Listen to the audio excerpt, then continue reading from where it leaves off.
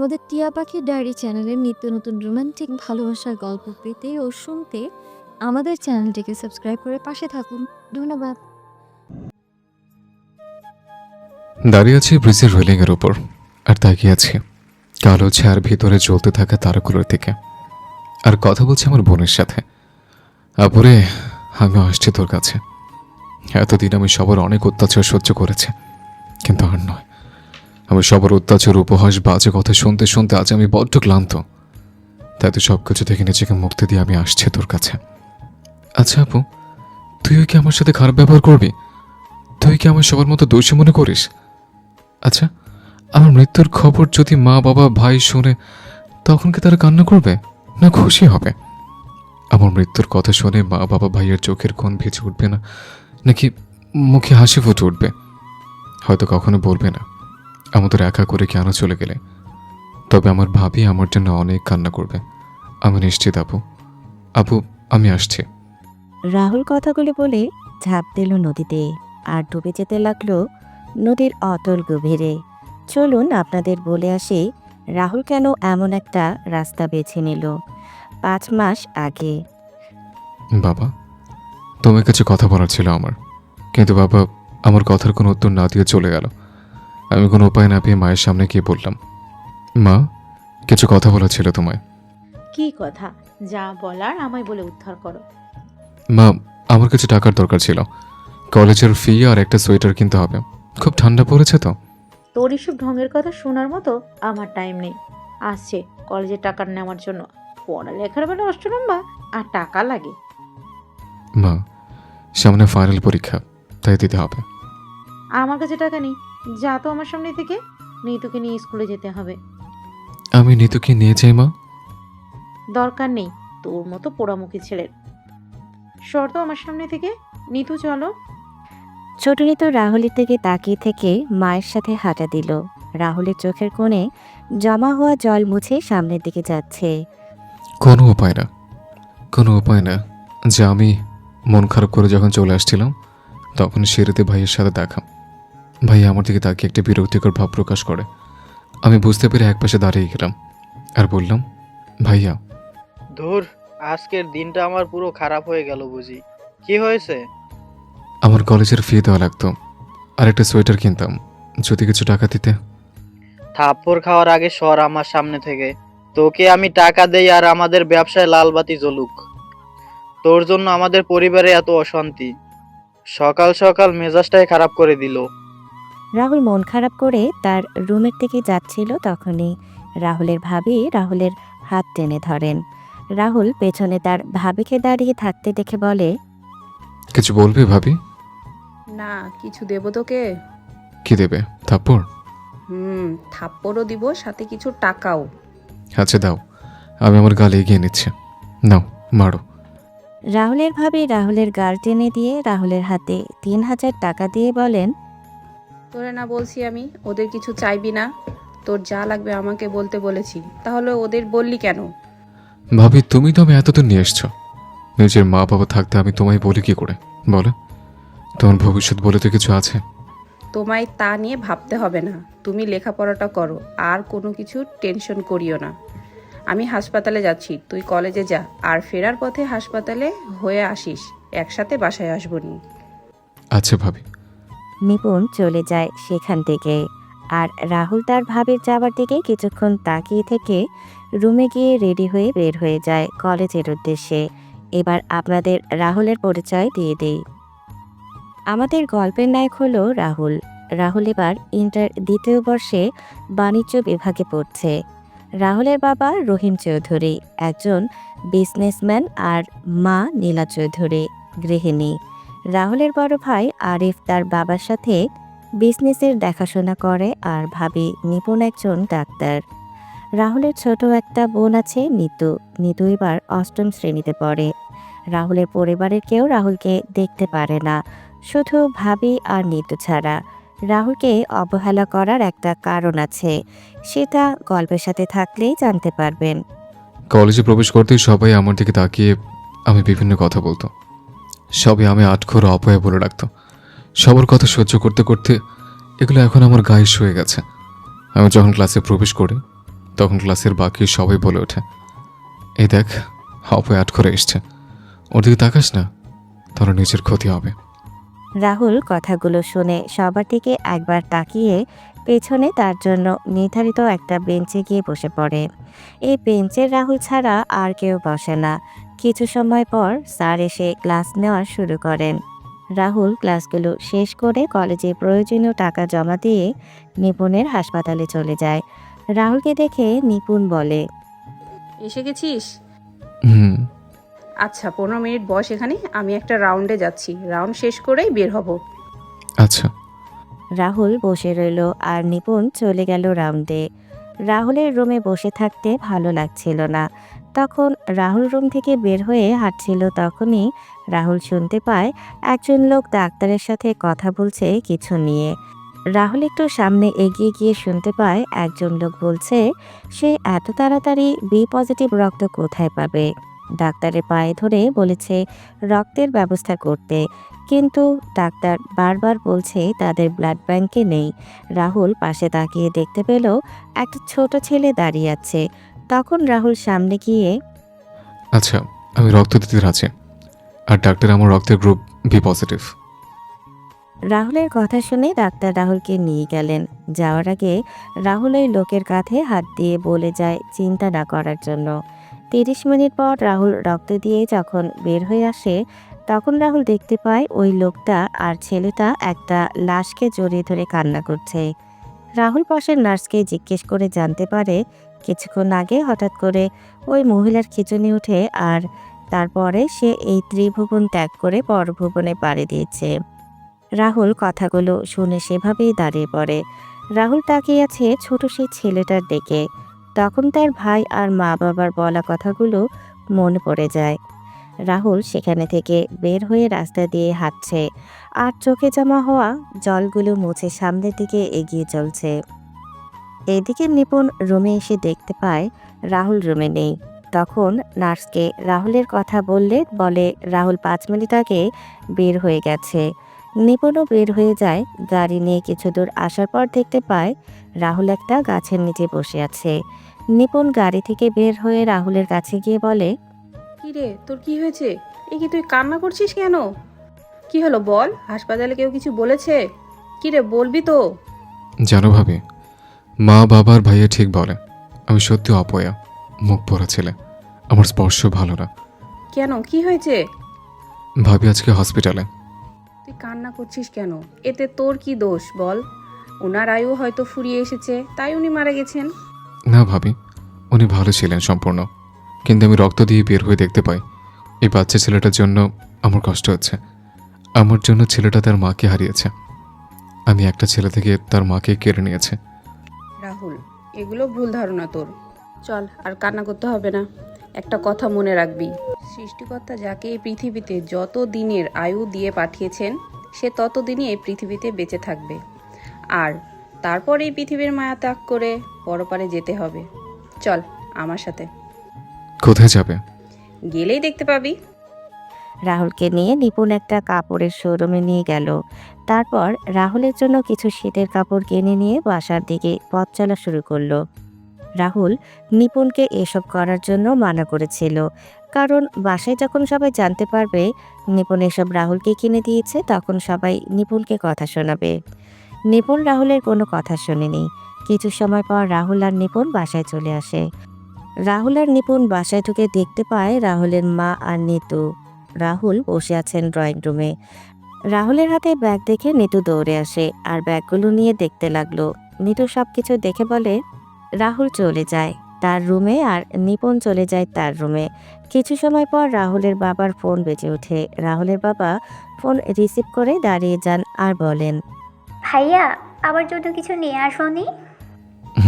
এনেছে, এনে চকলেটগুলো। আমার লক্ষ্মী ভাইয়া। তুই টাকা পেলি কোথায়? বুঝো না কোথায় পাবে? নিশ্চয়ই নিপুণের থেকে নিয়েছে।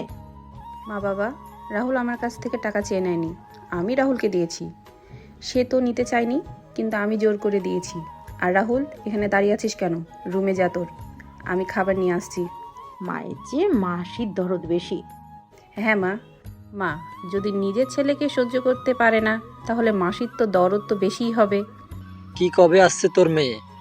ওপাশ থেকে কি বলছে শোনা যাচ্ছে না। রাহুলের বাবা ফোন রেখে রাহুলের মাকে বলেন, জাহিদ কল দিয়েছিল এখন। কি বললেন জাহিদ ভাই?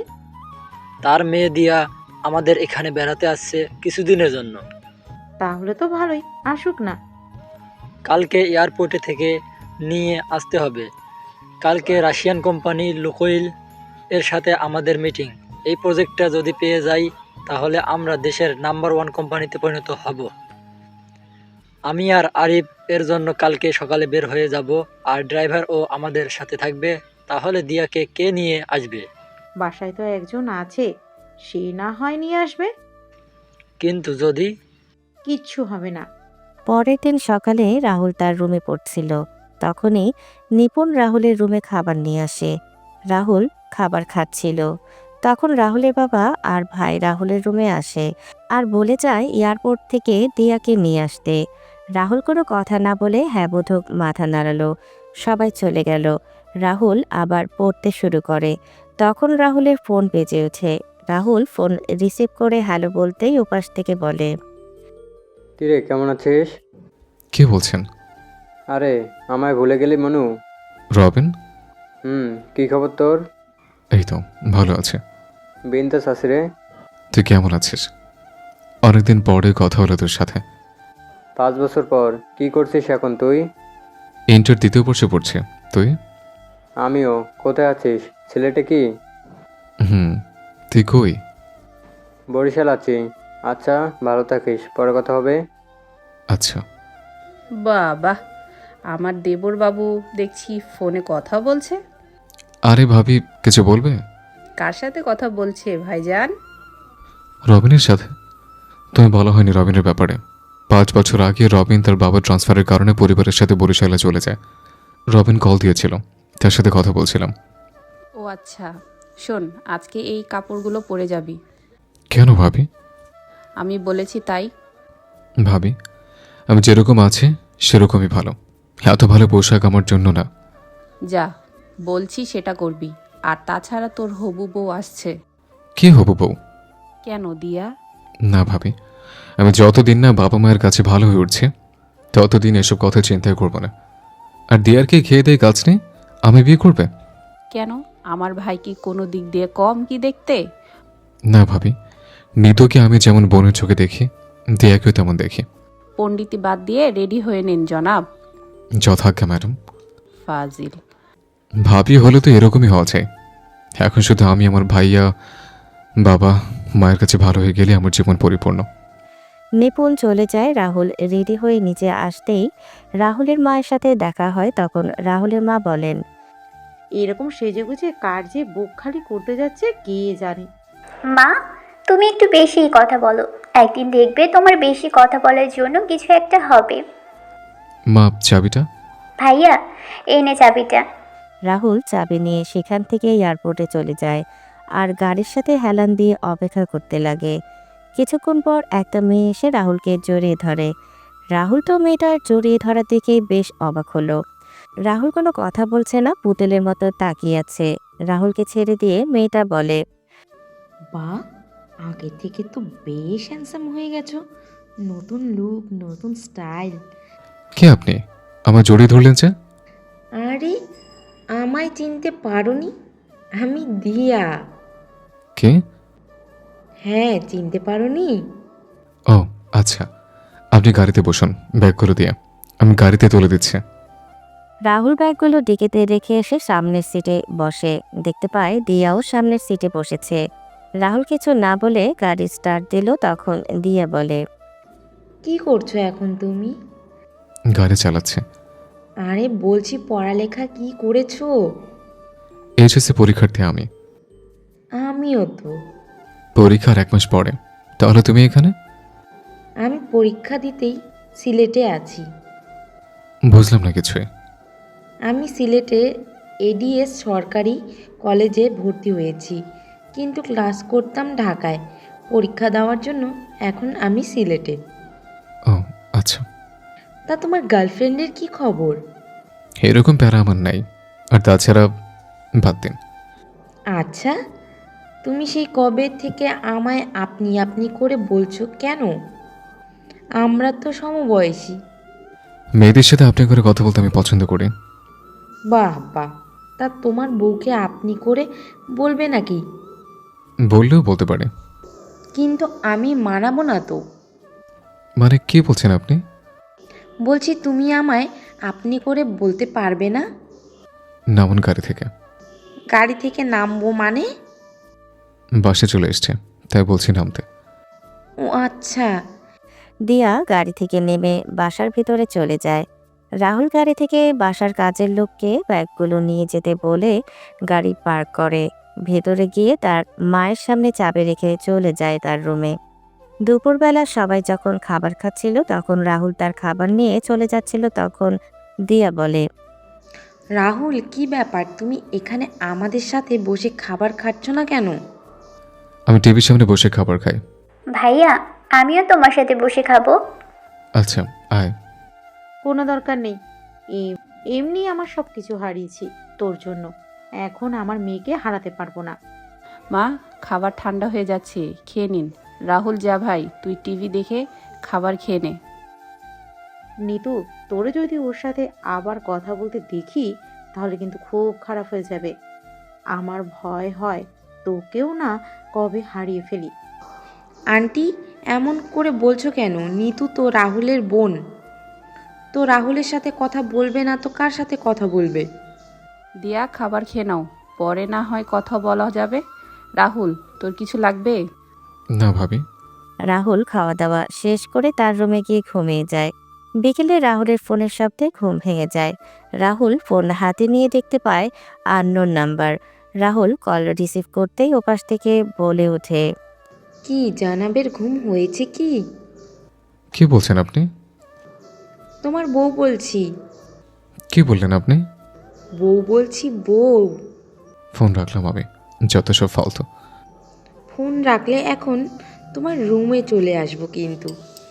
আজব তো, কে আপনি? ওই কুত্তা, আমি দিয়া বলছি, ছাদে আয়, কথা আছে। আপনি? হ্যাঁ, ছাদে আয়।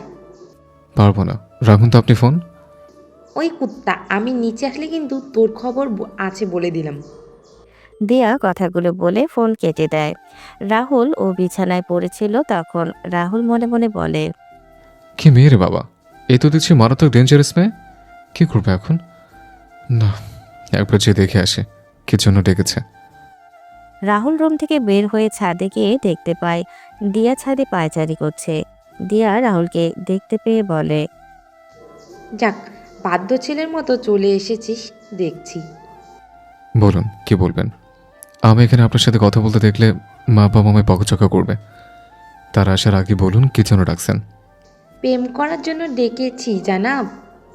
এই কি বললেন আপনি? কিছু বলি নাই তো। হ্যাঁ বলুন। বাইরে যাব, চল ঘুরে আসি। না, আমি যাব না। চিন্তা নেই, আমি আন্টির থেকে পারমিশন নিয়ে নিয়েছি। না, আমি যাব না। মা বলেছে যাওয়ার জন্য। হ্যাঁ, আন্টি বলেছে, সাথে ভাবিও বলেছে। চলুন।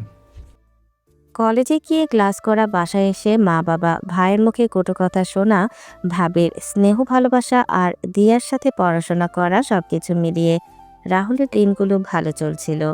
এভাবে কিছুদিন চলে যায়। রাহুল আর দিয়ার পরীক্ষার দিন চলে আসে। রাহুল তার বাবা মায়ের কাছে গিয়ে পা স্পর্শ করতে গেলে তার মা বাবা সরে যায় সেখান থেকে। রাহুল তার ভাইয়ের দিকে এগিয়ে যেতে গেলে তার ভাইয়া চলে যায়। রাহুল উপরের দিকে তাকিয়ে একটা হাসি হেসে ভাবির কাছে গিয়ে ভাবির পা স্পর্শ করতে গেলে ভাবি রাহুলকে থামিয়ে দিয়ে বলেন, আমি আশীর্বাদ করি ভাই, তোর পরীক্ষা যেন ভালো হয় এবং তুই যে মানুষের মতো মানুষ হতে পারিস। পোড়ামুখো ছেলে আবার মানুষ হবে? বৌমা, এইসব কথা অপয়া ছেলেদের জন্য না, এইগুলো যোগ্য মানুষকে বলতে হয়। মা, নিপুণ যখন কিছু বলতে যাবে তখন দিয়া নিচে এসে রাহুলের মা আর বাবার পা স্পর্শ করে বলে, আঙ্কেল আন্টি, আমায় তোমরা আশীর্বাদ করো, আমি যেন ভালো করে পরীক্ষা দিতে পারি। চিন্তা করিস না মা, তোর পরীক্ষা ভালো হবে। তোর পরীক্ষা নিশ্চয়ই ভালো হবে। অপয়া পোড়ামুখাদের পরীক্ষা কখনো ভালো হবে না। রাহুল তার মা আর বাবার কথা শুনে চোখের কোণে জল এসে জমা হয়। রাহুল চোখের জল মুছে বাইরে চলে যায়। কিছুক্ষণ পর দিয়া বাইরে চলে আসে। তারপর রাহুল একটা সিএনজি নিয়ে চলে যায় কলেজে। এভাবে শেষ হয়ে যায় এক এক করে সকল পরীক্ষা। রাহুল পরীক্ষার হল থেকে বের হয়ে বসেছিল, তখন দিয়া এসে রাহুলকে বলে, রাহুল আজকে বিকেলে ছাদে আসিস তো, কেন? দরকার আছে, তাই আসতে বলছি তোকে। আচ্ছা, বাসা চলো না এখন। রাহুল আর দিয়া বাসায় চলে আসে। বিকেলবেলা রাহুল ঘুমিয়েছিল, তখনই রাহুলের ফোন বেজে ওঠে। রাহুল ফোনের স্ক্রিনে তাকিয়ে দেখতে পায় দিয়ার নাম্বার। তখন রাহুলের মনে পড়ে দিয়া বলেছিল ছাদে যাওয়ার জন্য। রাহুল ফোন রিসিভ করে বলে ওঠে, হ্যালো। ওই হাঁদারাম গরু কুত্তা শুয়োর কি বলেছিলাম, মনে নেই তোর? এই তো আমি আসছি, 1 মিনিট। রুম থেকে বের হতেই সামনে ভাবিকে দেখতে পেলাম। তখন ভাবি বলে, কুত্তা হারামজাদা, কোথায় যাচ্ছ? ছাদে নাকি? ওয়েট ওয়েট, তুমি জানলে কি করে? আমি একা না, পাশের ছাদে থাকা সবাই শুনছে। বেশি বকবক না করে এখন ওপরে যাও, তা না হলে আরও কি কি বলবো। যাচ্ছি। By the way, best of luck. কিন্তু কেন ভাবি? সেটা না হয় ছাদে গেলেই জানতে পারবি। রাহুল মাথা চুলকাতে চুলকাতে ছাদে চলে যায়। রাহুল ছাদে গিয়ে দেখতে পায় দিয়া রাগে চোখে ছাদের দরজার দিকে তাকিয়ে আছে। রাহুল দিয়ার এমন রাগে চেহারার দিকে তাকিয়ে ভয়ে ভয়ে দিয়ার সামনে যায়। দিয়া রাহুলকে দেখতে পেয়ে বলে ওঠে, চোখ বন্ধ কর। কেন? চোখ বন্ধ করতে বলছি না?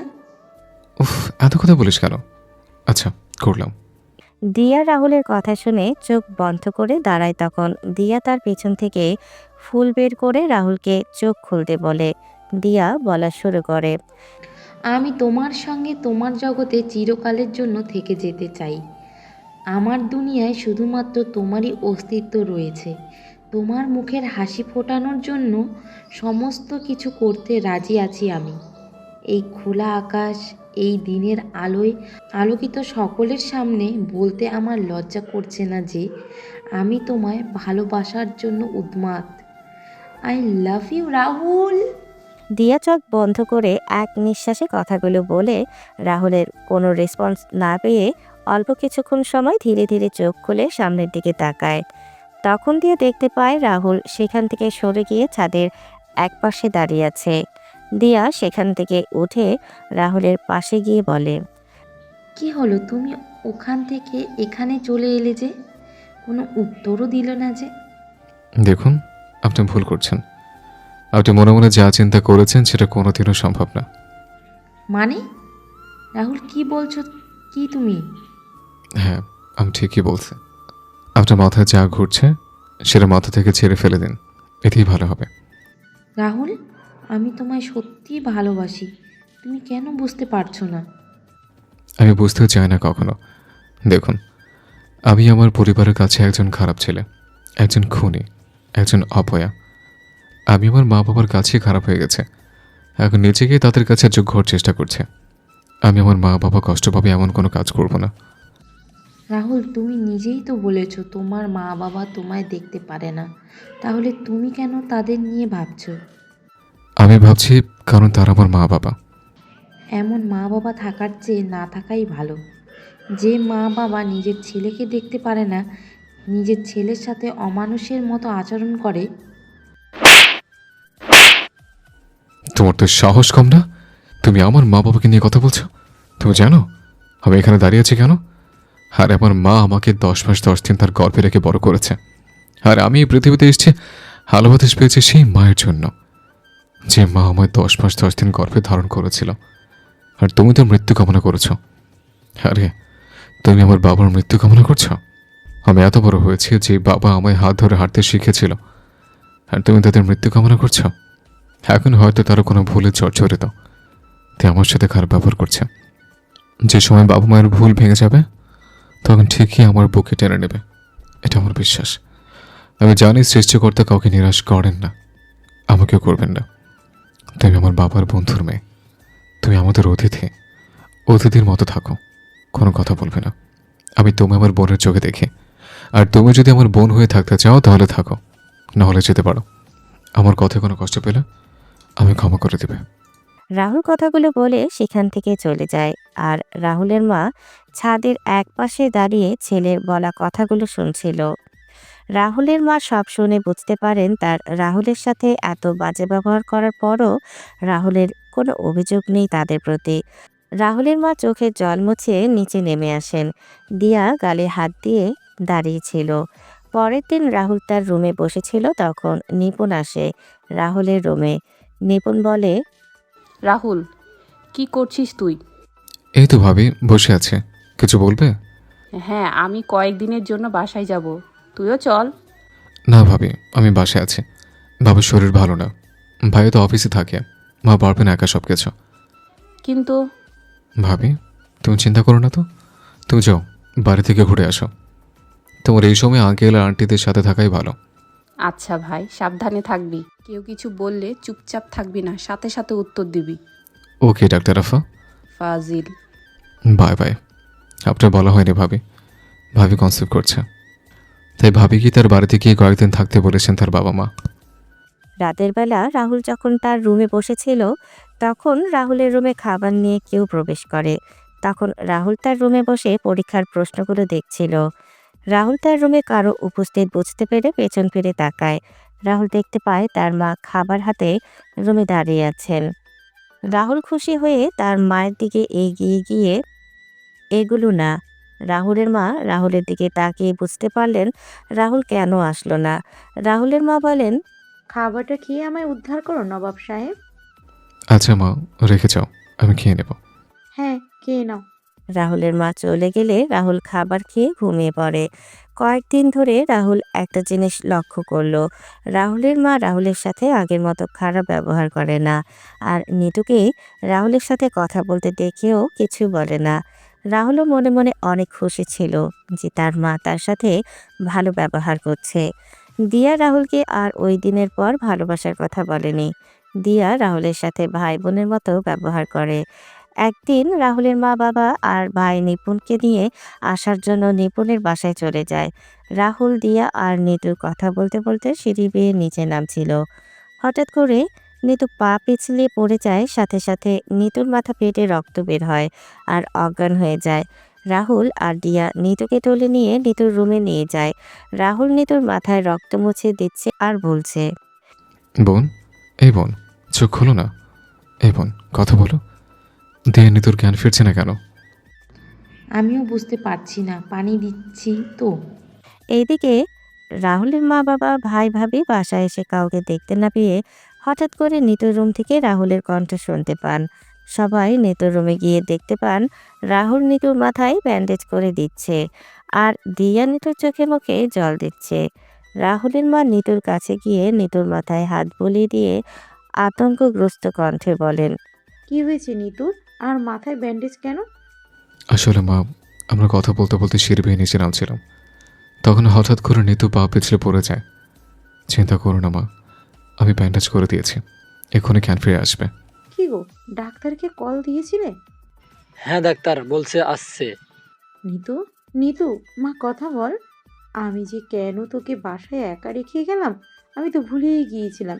একটা অপয়া অলক্ষণী ছেলে রয়েছে এই বাড়িতে। আসলে মা, আর কয়জন খাবি তুই রাক্ষস? তোর জন্য আমাদের হাসি খুশি পরিবারটা ধ্বংস হয়ে যাচ্ছে।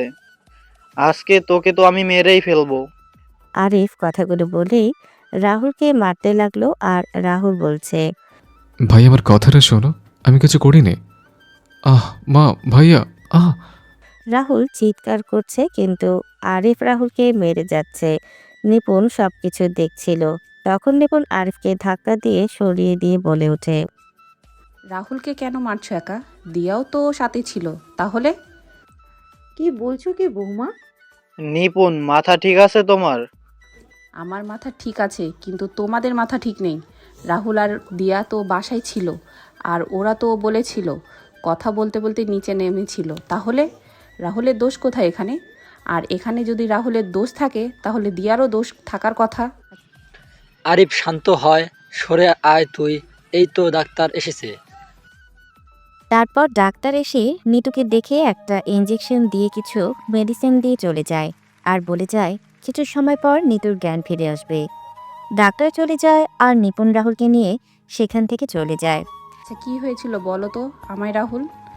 আমরা কথা বলতে বলতে আসছিলাম, আমি পিছনে আর দিয়া নিতুর সামনে। হঠাৎ করে দিয়া চিৎকার দিল, আর আমি সামনে তাকিয়ে দেখতে পেলাম নিতু সিঁড়ি থেকে পড়ে গেছে। বুঝতে পারছি। আচ্ছা রুমে গিয়ে রেস্ট নিয়ে আর একটা ব্যথার মেডিসিন খেয়ে নিস। আচ্ছা ভাবি। রাতের বেলা নিতুর জ্ঞান ফিরে। সবাই নিতুর সাথে কথা বলছিল আর রাহুল আড়াল থেকে দাঁড়িয়ে নিতুকে দেখছিল। সবাই রুম থেকে বের হয়ে যাওয়ার পর রাহুল গিয়ে নিতুর পাশে বসে আর বলে, কেমন লাগছে এখন তোর নিতু? ভালো ভাইয়া। বেশি ব্যথা করছে কি? অল্প একটু করছে ভাইয়া। আচ্ছা ভাইয়া, সবাই তোকে বকাবকি করছে তাই না?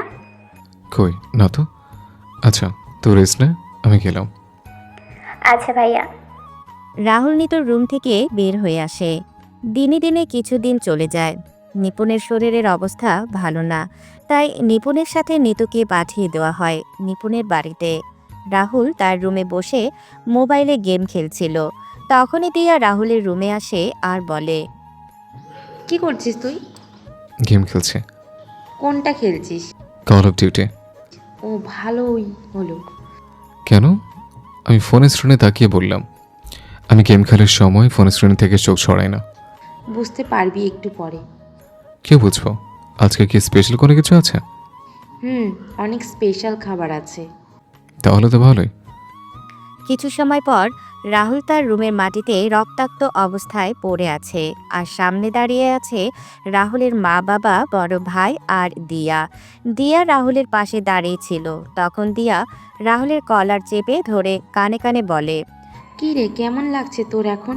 বলছিলাম না স্পেশাল খাবার আছে? ওই দেখ, স্পেশাল খাবার দিয়ে দিলাম তোকে। তোকে নিজের বোন মনে করতাম, আর তুই কি করলি এটা? আঙ্কেল আন্টি, ভাইয়া দেখেছো রাহুল কি বলছে? আমি এখন এই মুখ নিয়ে কোথায় যাব? রাহুলের মা গিয়ে দিয়াকে বুকের সাথে জড়িয়ে ধরে শান্ত করতে লাগলেন। তখন রাহুল বলে, মা, বাবা, ভাইয়া, বিশ্বাস করো আমি ওর সাথে এমন কিছু করিনি। আমি তো দিয়াকে নিজে বোন বলে মনে করি, তাহলে আমি এমনটা করতে যাবো কেন? তোর মতো কুলাঙ্গা ছেলে জন্ম দেওয়া আমার সবচেয়ে বড় ভুল ছিল, যার মাসুল আমি তোর জন্মের পর থেকে পেয়ে আসছি আর পেয়েও যাব। মা, আর কোনো কথা বলবি না। তুই এখনই আমার বাসা থেকে বের হয়ে যা। তোর মতো ছেলের আমাদের কোনো দরকার নেই। আজকে থেকে আমি তোকে ত্যায্যপুত করলাম। আজকের পর থেকে আমার একমাত্র ছেলে হলো আরিফ। আরিফ ছাড়া কোনো ছেলে আমার নেই। বাবা, আমার একটা কথা তোমরা শোনো, তারপর না হয় আমার যা বলার বলো। শুনতে পাসনি বাবা কি বলছে? এখনই বাসা থেকে বের হয়ে যা। মাটি থেকে কোনো রকমে উঠে আমি পায়ের কাছে গিয়ে মায়ের পা জড়িয়ে ধরলাম। মা, তুই বিশ্বাস করো আমি এমন একটা কাজ করব? আমি এতদিন তোমাদের সাথেই ছিলাম, তোমাদের আদর্শে বড় হয়েছে। না, বিশ্বাস করো আমি এমন কাজ করি না। আরিফ, এই ধর্ষণকারীকে আমার পা থেকে নিয়ে যা। আমার ঘরে আমার ছোট্ট আরেকটি মেয়ে আছে, বলা তো যায় না এমন ধর্ষণকারী কখনো কি করতে পারে। মা একদিন ঠিকই বুঝবে, কিন্তু সেদিন আফসোস করবে তোমরা। কিন্তু তোমরা এটা মনে রেখো, তোমাদের উপর আমার কোনো অভিযোগ নেই। দিয়া সৃষ্টিকর্তা নামে কেউ একজনের উপরে আছেন। সবাইকে মিথ্যে বললেও তাকে কেউ মিথ্যে বলতে পারে না। যে যার যার পাপের শাস্তি পৃথিবীতে পাবে, এটাই কিন্তু বিধির বিধান। আরিফ, নিয়ে যা এই কুলাঙ্গারকে। রাহুলের মায়ের কথা শুনে রাহুলের বড় ভাই রাহুলকে টেনে হিচড়ে বাসা থেকে বের করে গেটের বাইরে বের করে দিল। রাহুল তার ভাইয়ের পা জড়িয়ে ধরেছিল, কিন্তু আরিফ রাহুলকে লাথি দিয়ে ফেলে বলে, এই বাড়ির ধারে কাছেও যান তোকে আমি না দেখি। রাহুল মাথা নিচু করে কান্না করছে। রাহুলের হাত পা ফেটে মাথা থেকে রক্ত পড়ছে। রাহুল কি করবে বুঝতে পারছে না। কোনো উপায় না পেয়ে রাহুল একটা ব্রিজের সামনে এসে দাঁড়ায় আর আকাশের অন্ধকারাচ্ছন্ন তারাদের দিকে তাকিয়ে আছে। হায় রে জীবন, নিজের মা বাবা আমায় বিশ্বাস করে না, নিজের বড় ভাইও আমায় দূরে ঠেলে দিল। আমাকে চলে যেতে হবে নিশ্চয় তোমার মানুষ ও পৃথিবী ছেড়ে, যেখানে এরকম কিছু থাকবে না। আমায় ছাড়া যদি সবাই ভালো থাকে তাহলে থাকুক না, আমি কেন তাদের অসুবিধার কারণ হব? 7 বছর পর এবার চলুন আমরা ঘুরে এসি রাহুলের বাড়ি থেকে। রাহুলের বাবা মা, নিতু, ভাই ভাবির সামনে কেউ একজন বসে আছে। আর চারপাশে তাকাচ্ছি তখন লোকটা বলে, আচ্ছা, বাসার সবার সাথে কথা হলো, সবাই এখানে বসে আছো, কিন্তু রাহুল কই? রাহুলকে ডেকে আনো তোমরা। রাহুল সহ তোমাদের কিছু বলার আছে আমার, আর সবার জন্য সারপ্রাইজ আছে। মামা, ভাইয়া তো নেই, তাহলে ভাইয়া আসবে কি করে? নেই মানে? কোথায় গিয়েছে রাহুল? বাসায় না থাকলে কল দিয়ে বলো বাসায় আসতে, আমি এসেছি দেশে। কি করে কল দিব মামা? কল দিলে ফোনের রিং বেজে যাবে, কিন্তু কেউ রিসিভ করবে না। ফোন রিসিভ করে কথা বলার মানুষটাই যে ফোন রেখে দূর দেশে চলে গেছে। কি বলছো কি বৌমা? আপুদুল্লাহ ভাই বৌমা কি বলছে এসব? সবাই নিশ্চুপ হয়ে আছে, কোনো কথা বলছে না। তখন কামাল খান বলেন, কি হলো, কিছু বলছো না যে? সবাই চুপ কেন? মামা, আসলে রাহুল আর আমাদের মাঝে বেঁচে নেই। রাহুল মারা গেছে আজকে 7 বছর হলো। মারা গেছে মানে? আমায় তো কিছু বলনি তোমরা। নিপুণ, কি হয়েছিল রাহুলের?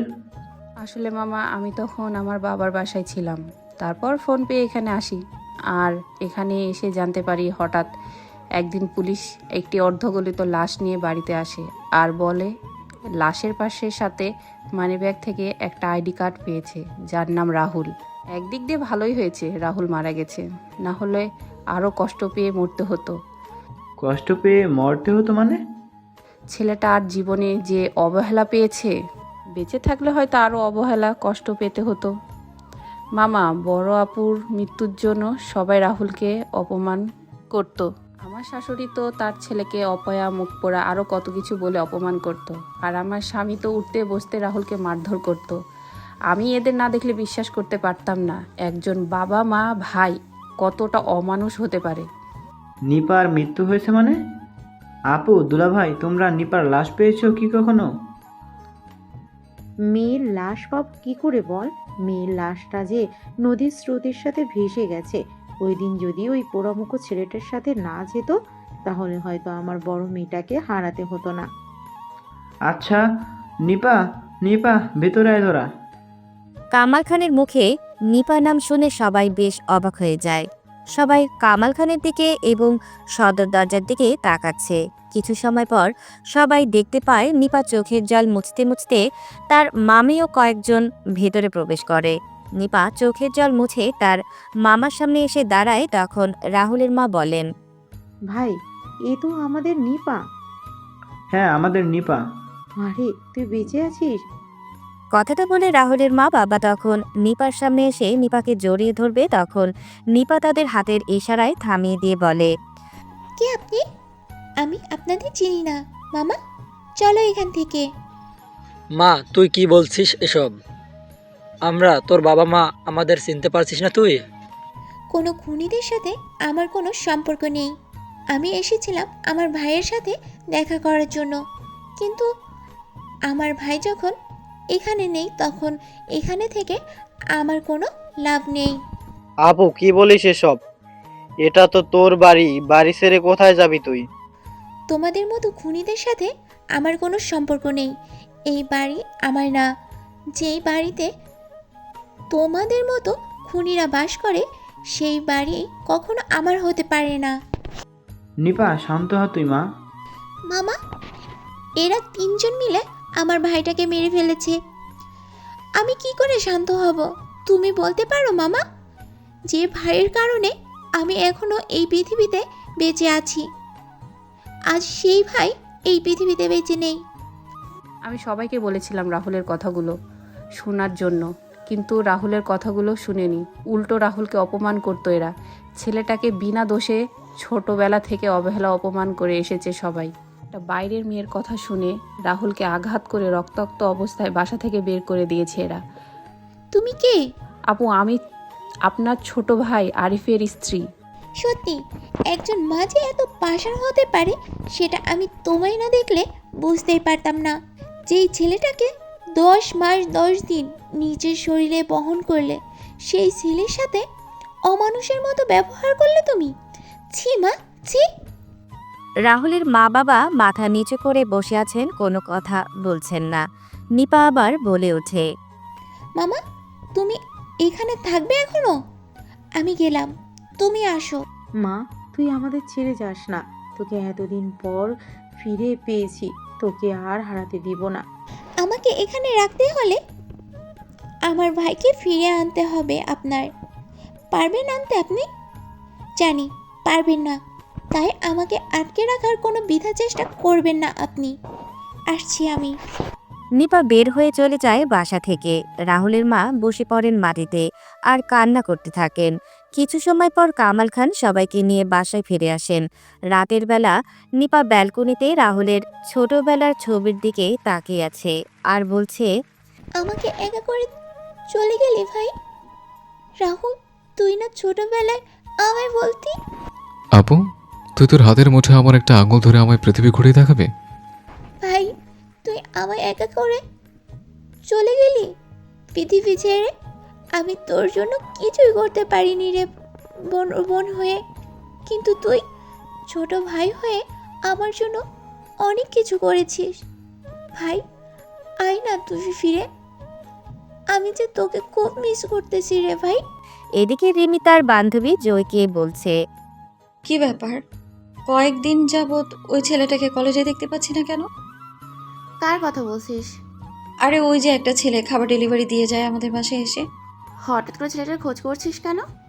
প্রয়োজন তো আছেই। এদিকে রবিন ঘুম থেকে উঠে বলছে, রাজ, এই রাজ, আর কত ঘুমাবি? উঠে বার। হ্যাঁ, বল। উঠ তাড়াতাড়ি, 9:30 বাজে। আজকে স্যার বলেছিল 10টার আগে অফিসে গিয়ে তার সাথে কাজে যাওয়ার আগে দেখা করার জন্য। হ্যাঁ, উঠছে। ওই শালা বুইডারে যদি পাইতাম তাহলে। হয়েছে, আর কথা কইতে হইব না মনু। আচ্ছা মনু, আমি এখন যাইতেছি। রাজ ফ্রেশ হয়ে এসে দুজন নাস্তা করে বের হয়ে যায় অফিসের উদ্দেশ্যে। রাজ তার রবিন অফিসে এসে স্যারের সাথে দেখা করে রাজ ফ্রেশ হয়ে এসে দুইজনে নাস্তা করে বের হয়ে যায় অফিসের উদ্দেশ্যে। রাজ আর রবিন অফিসে এসে স্যারের সাথে দেখা করে দুজনেই বসে থাকে অর্ডার আসার জন্য। তখন রবিন বলে, কয়েকদিন ধরে আমাদের কলেজে যাওয়া হচ্ছে না, আর কয়েকদিন পরে কলেজের দ্বিতীয় বর্ষের ফাইনাল পরীক্ষা। কি করব কিছু বুঝতে পারছি না। চিন্তা করিস না, কালকে যাব। যত তাড়াতাড়ি সম্ভব নোট সংগ্রহ করে পড়া শুরু করে দিতে হবে রে। হ্যাঁ রে বন্টু। ঢং করবি না শালা। আচ্ছা, আমার ভুল হয়েছে। আচ্ছা, তোকে দেখছি ওই সবুজবাগের রাস্তার ধারে 3তলা বাসায় ডেলিভারি দিতে দেখা যায়। কাহিনী কি বলতো? বন্ধু, কি আর কমু? বল, কি হয়েছে? ভাইয়ের বলিস না, এক বদমাইশের মেয়ের খাবার অর্ডার করে আর অফিসে ফোন দিয়ে বলে আমাকে খাবার ডেলিভারি করার জন্য। কেন? ভাই সে অনেক কথা রে। আজকে শুক্রবার, তেমন কাজ নেই, বল কি কাহিনী? মনে পড়ে তোর, 1 মাস আগে আমরা একটা রাস্তা দিয়ে আসছিলাম, তখন কয়েকটা মেয়ে বসেছিল আর আমাদের নিয়ে হাসাহাসি করে কথা বলছিল। তখন তুই আমি রেগে মেয়েদেরকে বিভিন্ন কথা বলি, তখন একটা মেয়ের সাথে ঝগড়া করি। হ্যাঁ, মনে আছে তো। আচ্ছা, একটু ক্লিয়ার করে বল তো মামা আমায় সব কিছু। রাজ বলে, শুন তাহলে 1 মাস আগে। শুধু শুধু ঝামেলা করছেন কেন বলুন তো? বন্ধু, তোকে একটা কথা বলা হয়নি রে। কেন? বলতে বলেছি তোদের। রবিন চল তো, রবিন চল তো, এখানে থেকে কোনো লাভ নেই। এই, আমার কথার উত্তর না দিয়ে এখান থেকে তোরা যেতে পারবি না একদম। ঝামেলা কি আমি করছি? রবিন চল তো, এই বেয়াদব বদমাইশের মেয়ের সাথে কথা বলে লাভ নেই। এই এই দূর যা। রাজ আর রবিন সেখান থেকে চলে আসে। পরের দিন সকালে রাজ কলেজ থেকে ফিরে কাজে লেগে যায়। তখন একটা খাবারের অর্ডার আসে। রাজ খাবারের অর্ডারটা নিয়ে চলে যায় ডেলিভারি দিতে। রাজ একটা বাসার সামনে এসে বেল দিল। কিছু সময় পর কেউ একজন দরজা খুলে দিল। রাজ তার ব্যাগ থেকে খাবার বের করতে করতে বলল, স্যার, এই নেন আপনার অর্ডার করা খাবার। চোখে কি মাথা খেয়েছেন নাকি? বদমাইশি, সরি, কিন্তু এখানে তো আরমান শেখদের নাম লেখা। উনি আমার বাবা। আচ্ছা, খাবারগুলো দে। এই নেন। কিছু সময় পর রাজ টাকা নিয়ে সেখান থেকে চলে আসে। পরের দিন সকালে রাজকে তার অফিস থেকে কল দিয়ে বলে তাকে একটা অর্ডার দেওয়া হয়েছে এবং মোবাইল নাম্বার ও ঠিকানা বলে দেওয়া হয়। রাজ খাবার পিক করে অফিস থেকে দেওয়া ঠিকানায় চলে যায়। রাজ সেখানে গিয়ে দেখতে পায় একটা নির্জন রাস্তায় কেউ নেই। রাজ তখন ফোন বের করে ওই মোবাইল নাম্বারে কল দিল। হ্যালো। কে বলছেন? হ্যালো ম্যাম, আপনার একটা খাবারের অর্ডার ছিল, আমি খাবার নিয়ে আপনাদের ঠিকানায় চলে এসেছি। ও, আমি তো ওই জায়গা থেকে চলে এসেছি। আচ্ছা, আপনি এক কাজ করুন, আমি হাতিমবাগপুর পয়েন্টে আছি, আপনি এইখানে চলে আসুন। আচ্ছা। কিছু সময় পর রাজ হাতিমবাগ পয়েন্টে গিয়ে ওই নাম্বারে কল দিল। কল দেওয়ার কিছু সময় পর একজন মেয়ে আসে খাবার নেওয়ার জন্য। রাজ মেয়েটার হাতে খাবার দিয়ে বলে, ম্যাম, এই নিন আপনার খাবার। ম্যাম, বিলটা। এ কি, আমি কি ঠান্ডা খাবার খাবো নাকি? ম্যাম, আমি গরম গরম খাবার নিয়ে বের হয়েছিলাম, কিন্তু সবুজবাগ থেকে এখানে আসতে আসতে খাবার ঠান্ডা হয়ে গেছে। আপনার বিল হয়েছে 560 টাকা। 560 টাকা মানে? আমার ফোন বের করে ম্যামকে দেখিয়ে বললাম, এই দেখুন ম্যাম, খাবারের দাম 480 টাকা আর ডেলিভারি চার্জ 80 টাকা। একে তো ঠান্ডা খাবার নিয়ে এসেছিস, তোর বলছিস 560 টাকা? আমি 500 টাকা দিচ্ছি, এগুলো নিয়ে যা। ম্যাম, আমি তো আপনার থেকে বেশি টাকা নিচ্ছি না। আমার ফোনের অ্যাপে যা এসছে আমি সেটাই নিচ্ছি আপনার থেকে। কোনো কথা বলবি না, তাহলে আমি এক্ষুনি তোর অফিসে কল দিব আর তোর প্রোফাইলে রেটিংও কম দিব। এনে 500 টাকা। জয় কথাটা বলে চলে যায়, কিন্তু রাজ জয়কে অনেকবার ডেকেছিল, কিন্তু জয় দাঁড়ায়নি। জয় গাড়ি করে চলে যায়। রাজ কোনো উপায় না পেয়ে ওই জায়গা থেকে কাজ শেষ করে বাসা চলে যায়। এভাবে 20 দিন রিমি আর জয় রাহুলকে খাবার নিয়ে ঘুরিয়েছিল। রাহুল একবার চিন্তা করছিল, কিন্তু বাস্তবতার কথা চিন্তা করে আর চাকরি ছাড়তে পারেনি। বর্তমান ওই থেকে চলেছে বন্ধু, আমার ওই বাড়িতে যাওয়া আসা। বন্ধু, তোকে একটা কথা বলা হয়নি রে। কি কথা? ওই মেয়ে কিন্তু আমাদের সাথে পড়ে, আমার কলেজে এবং একই ডিপার্টমেন্টে। কি? হ্যাঁ রে, আমি সেদিন কিছু কাজে কলেজে গিয়েছিলাম, তখন দেখেছি। তাহলে আমি শেষ বন্ধু? ওই মেয়ের বাবা হলো আমাদের এখানকার কাউন্সিলর। আর কোনো কি কিছু বাকি আছে? না, আজকের জন্য সংবাদ এতটুকুই। আচ্ছা, পরে কথা হবে। অর্ডার চলে এসছে। বাই। রাত চলে যায় রাজের কাজে, আর রবিন চলে যায় রবিনের কাজে। পরের দিন সকালে রাজ আর রবিন কলেজে চলে যায়। রাজ রবিন তার বন্ধুদের সাথে কথা বলছিল, তখন রিমি সামনে এসে বলে, ওই পান্ডা, আমাদের জন্য খাবার নিয়ে আয়। কেউ কোনো কথা বলল না। তখন রিমি আবার বলে ওঠে, কি রে, কি বললাম শুনতে পাসনি? কালকে বলছেন আপনি? তোর পাশের পান্ডাকে। ওর নাম পান্ডা না, ওর নাম হলো রাজ। তো যাই হোক, কি রে শুনতে পাসনি কি বললাম? ওই তোরা চল রবিন, তুইও চল, ক্লাসের সময় হয়ে গেছে। রাজ উঠে কয়েক পা সামনে এগুতেই রিমি রাজের কলার চেপে ধরে বলে, তুই আমার কথা অমান্য করার সাহস পেলি কোথা থেকে? তুই জানিস আমি কার মেয়ে? মানুষের কাজেই তার পরিচয়, তাই আমি কারো পরিচয় সম্পর্কে জানতে ইচ্ছুক নই। আসি। আই চল তোরা। বাবা, সেটার কথা ছুরি কি? এক কথা এতদিনের কথার সকল কিছুর উত্তর দিয়ে গেল। দাঁড়া, ক্লাস শেষ করে বের হোক, তারপর বুঝাবো ওকে। রাজ আর রবিন সকল ক্লাস শেষ করে বের হয়ে যখন মাঠ দিয়ে হাঁটছিল, তখন রিমি রাজের সামনে এসে দাঁড়ায়। রাজ রিমিকে কথা পাশ কাটিয়ে চলে যায়। তখন রিমি ইচ্ছে করে রাজের গায়ের সাথে ধাক্কা খায় আর মা গো বলে মাটিতে পড়ে যায়। তখন রাজ কিছুটা রেগে বলে, আচ্ছা, আপনি আমায় অযথা হয়রানি করছেন কেন বলুন তো? ছোট লোকের বাচ্চা, তোর সাহস কম না? তুই আমায় রাগ দেখাচ্ছিস? রাজ থাপ্পড়টা খেয়ে মাথা নিচু করে নিল। তখন রিমি আবার বলে ওঠে, তুই আমার সম্পর্কে না জেনে আমার সাথে বেয়াদবি করছিস? ওই দিন আমাকে বাজে কথা বলেছিস। জানিস আমি চাইলে তোকে এই কলেজ আর শহর ছাড়া করতে পারি। মেয়েটার মুখে কলেজে ওই শহর ছাড়ার কথা শুনে কিছুটা ভয় হলো। তখন বললাম, ম্যাম, ওই দিনের কাজের জন্য আমি আমার ভুল স্বীকার করছি, তবু আমি এই কলেজ ছাড়া করবেন না। আমাকে যে নিজেকে প্রতিষ্ঠিত করতেই হবে। ভবিষ্যতে আমি আর আপনার সাথে কখনো কোনো বেয়াদবি করব না ম্যাম, আপনি আমায় দয়া করুন। যা, ক্ষমা করে দিলাম এবারের মতো তোকে। রাজা রবিন কলেজ থেকে বের হয়ে আসে। রাজা রবিন বাসায় এসে খাওয়া দাওয়া শেষ করে কাজের উদ্দেশ্যে বের হয়। রাজ তার ফোনে আসা অর্ডারগুলো রিসিভ করে খাবার ডেলিভারি দেওয়া শুরু করলো। রাত যখন ঘড়ির কাঁটায় 10টা, তখন রাজের ডিউটি শেষ। রাজ একটা দোকানে ঢুকে হাত ধুয়ে খাবার অর্ডার করে খাবারের অপেক্ষা করতে থাকে। কিছু সময় পর খাবার আসলে রাজ যখন খাওয়া শুরু করবে, তখনই রাজের ফোন বেজে ওঠে। রাজ খাবার মুখে না তুলেই ফোন হাতে নিয়ে দেখতে পায় তার অফিস থেকে কল। রাজ ফোন রিসিভ করে বলে, হ্যালো, ওপাশ থেকে কি বলছে কিছু শোনা যাচ্ছে না। রাজ একবার খাবারের দিকে তাকিয়ে বলে, স্যার, আমি মাত্র খাবার খেতে বসেছি। আমি খাবারটা খেয়ে যাচ্ছি অর্ডার নিয়ে। রাজ ফোনটা রেখে খাবারের দিকে একবার তাকাচ্ছে, আরেকবার ফোনের দিকে। রাজ খাবার রেখে হাত ধুয়ে বিল দিয়ে বের হয়ে যায়। রাজ বের হওয়ার আগে দোকানিকে বলে, মামা, এই খাবারটা কোনো অসহায়কে দিয়ে দেবেন। রাজ বের হয়ে রেস্টুরেন্ট থেকে খাবার নিয়ে চলে যায় ডেলিভারি করার জন্য।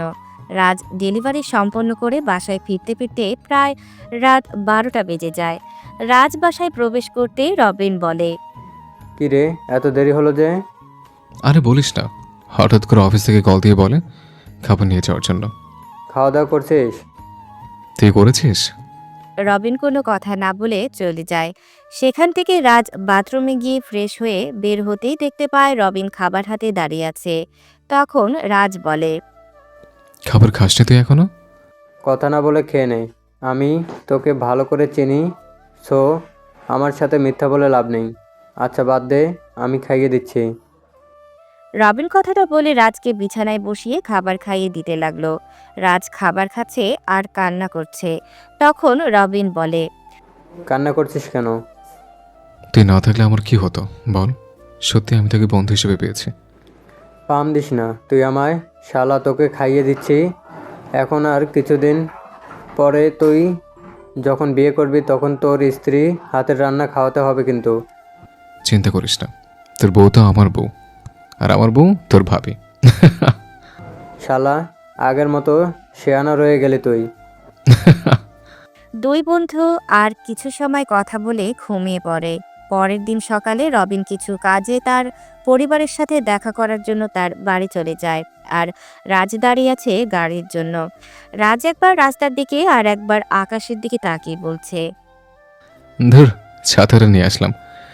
এই বৃষ্টি মৌসুমে কখন যে বৃষ্টি কোন দিক থেকে হয়ে আসে আক্রমণ করবে বলা যায় না। ইস, এখন যদি শীতকাল হতো তাহলে কতই না ভালো হতো। You walk. এটা কি করলি তুই?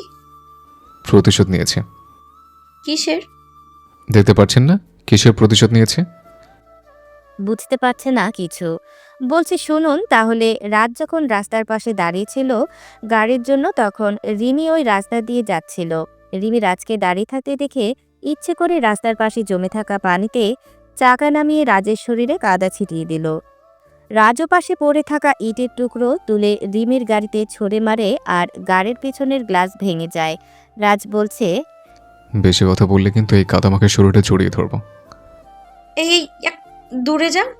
দুইজনের যখন ঝগড়া চলছিল তখন রাহুল আর রিমি কয়েকজন লোকের চিৎকার শুনতে পায়। রাজ ও রিমি লোকদের দিকে তাকিয়ে কিছু বুঝতে পারে না। তখন রাজ আর রিমি রাস্তার দিকে তাকায়। তখন রাজ রিমিকে ধাক্কা দিয়ে সরিয়ে দৌড় দিল। রিমি নিজেকে সামলে নিয়ে রাজের দিকে ফিরে কিছু বলতে যাবে, তখনই রিমি দেখতে পায় রাজ রাস্তার মাঝ দিয়ে দৌড়াচ্ছে আর উল্টো দিক থেকে গাড়ি আসছে। গাড়ি যখন রাজের খুব কাছাকাছি তখন রিমি কানে হাত দিয়ে চোখ বন্ধ করে নেয়। কিছু সময় পর রিমি চোখ খুলে সামনে তাকিয়ে দেখতে পায় রাস্তায় অনেক লোক জড়ো হয়ে আছে। রিনো সেখানে গিয়ে দেখতে পায়। সেখানে গিয়ে ভিড় ঠেলে ভেতরে যেতেই দেখতে পেলাম রাজ একটা বাচ্চা ছেলের সাথে কথা বলছে। কিছু সময় পর বাচ্চাটার মা এসে রাজকে ধন্যবাদ দিয়ে বাচ্চাটাকে নিয়ে যায়। রাজ আমাকে দেখতে পেয়ে আমার সামনে এসে বলে, সরি আপনাকে তখন আমার কাদামাক্ত হাত দিয়ে ধাক্কা দেওয়ার জন্য। আসলে বাচ্চারা তখন রাস্তা চলে এসেছিল, যার জন্য। আচ্ছা ঠিক আছে, আমি তেমন কিছু মনে করিনি। রিমি দেখতে পায় রাজের হাত এবং মাথা ফেটে গেছে। তখন রিমি বলে, তোমার তো রক্ত পড়ছে, তুমি হসপিটালে চলো। আর তেমন কিছু হয়নি, এগুলোতে সামান্য।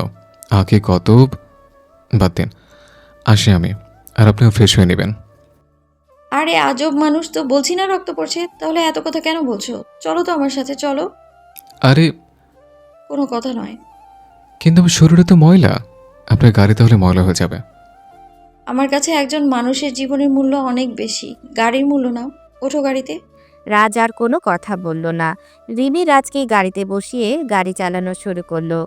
হাসপাতালে এসে রাজের হাত এবং মাথায় ব্যান্ডেজ করিয়ে রাজকে নিয়ে বের হয়। তখন রাজ বলে, আপনার তো আমার জন্য অনেক টাকা খরচ হয়ে গেল। আমি আপনাকে মানা করলাম, আপনি শুধু শুধু এত। তো কি হয়েছে? আমি আপনার গাড়ির গ্লাস ভেঙে ফেললাম, তারপর আপনি আমায় চিকিৎসা করালেন। ভুল তো তোমার একা ছিল না, ভুল আমারও ছিল। চলো তোমার বাসায় নামিয়ে দিই। না, লাগবে না, আমি যেতে পারবো একা একা। আচ্ছা, তোমার ঘাড়ের সব কটা রক কি বাঁকা? সবসময় এত না কেন করো? রক বাঁকা হতে যাবে কেন? আপনি যে আমার মতো একজন গরিবের জন্য এত কিছু করলেন, এটি তো অনেক আমার কাছে। এত না করে কেন বলতে পারো? আমাকে কাছে যেতে হবে, তাই মানা করেছি আপনাকে। আমাকে সামনে মোড়ে নামিয়ে দিন আপনি। এই অবস্থায় কাজে যাবে তুমি? কাজ করলে টাকা পাই, আর সে টাকা দিয়ে নিজের পেট চালাই। কাছে না গেলে কে এমনি এমনি টাকা দেবে শুনি? তুমি বাসায় যাও, আজকে কাজ করতে হবে না। কাজ না করলে বেতন পাবো কোত্থেকে? ওয়েট, দাঁড়াও। হ্যালো বাবা। রিমি তার বাবার সাথে কথা বলে ফোন রাখার কিছুক্ষণ পর রাহুলের ফোন বেজে ওঠে। রাহুল ফোন রিসিভ করে বলে, হ্যালো, জি স্যার। কি কাজে যাওয়া লাগবে তোমার এখন? না, কল দিয়ে আজকে যেতে মানা করলো। রাজ রিমির সাথে রিমির গাড়ি করে বাসায় ফিরে আসে। রাতের বেলা রাজ রবিনকে কল দিল। কি রে, কি করছিস? বসে আছি। তুই? আমিও রে। রাজ শোন, আমাকে না 1 সপ্তাহ বাড়িতে থাকতে হবে। বাড়িতে অনেক কাজ, আর আমি অফিসে থেকে ছুটি নিয়েছি। আমি বাসায় বসে সব কিছু দেখছি। আচ্ছা, আঙ্কেল আর আন্টি কেমন আছে? বাবা মা ভালো আছে। আচ্ছা, পরে কথা হবে। রাজ ফোন রাখতেই একটা আননোন নাম্বার থেকে রাজের ফোন আসে। রাজ কল রিসিভ করে বলে, হ্যালো, কে বলছেন? আমি বলছি। আমিটা আমার কেমন নাম? আমি রিমি বলছি। এই, আপনি আমার নাম্বার পেলেন কোত্থেকে?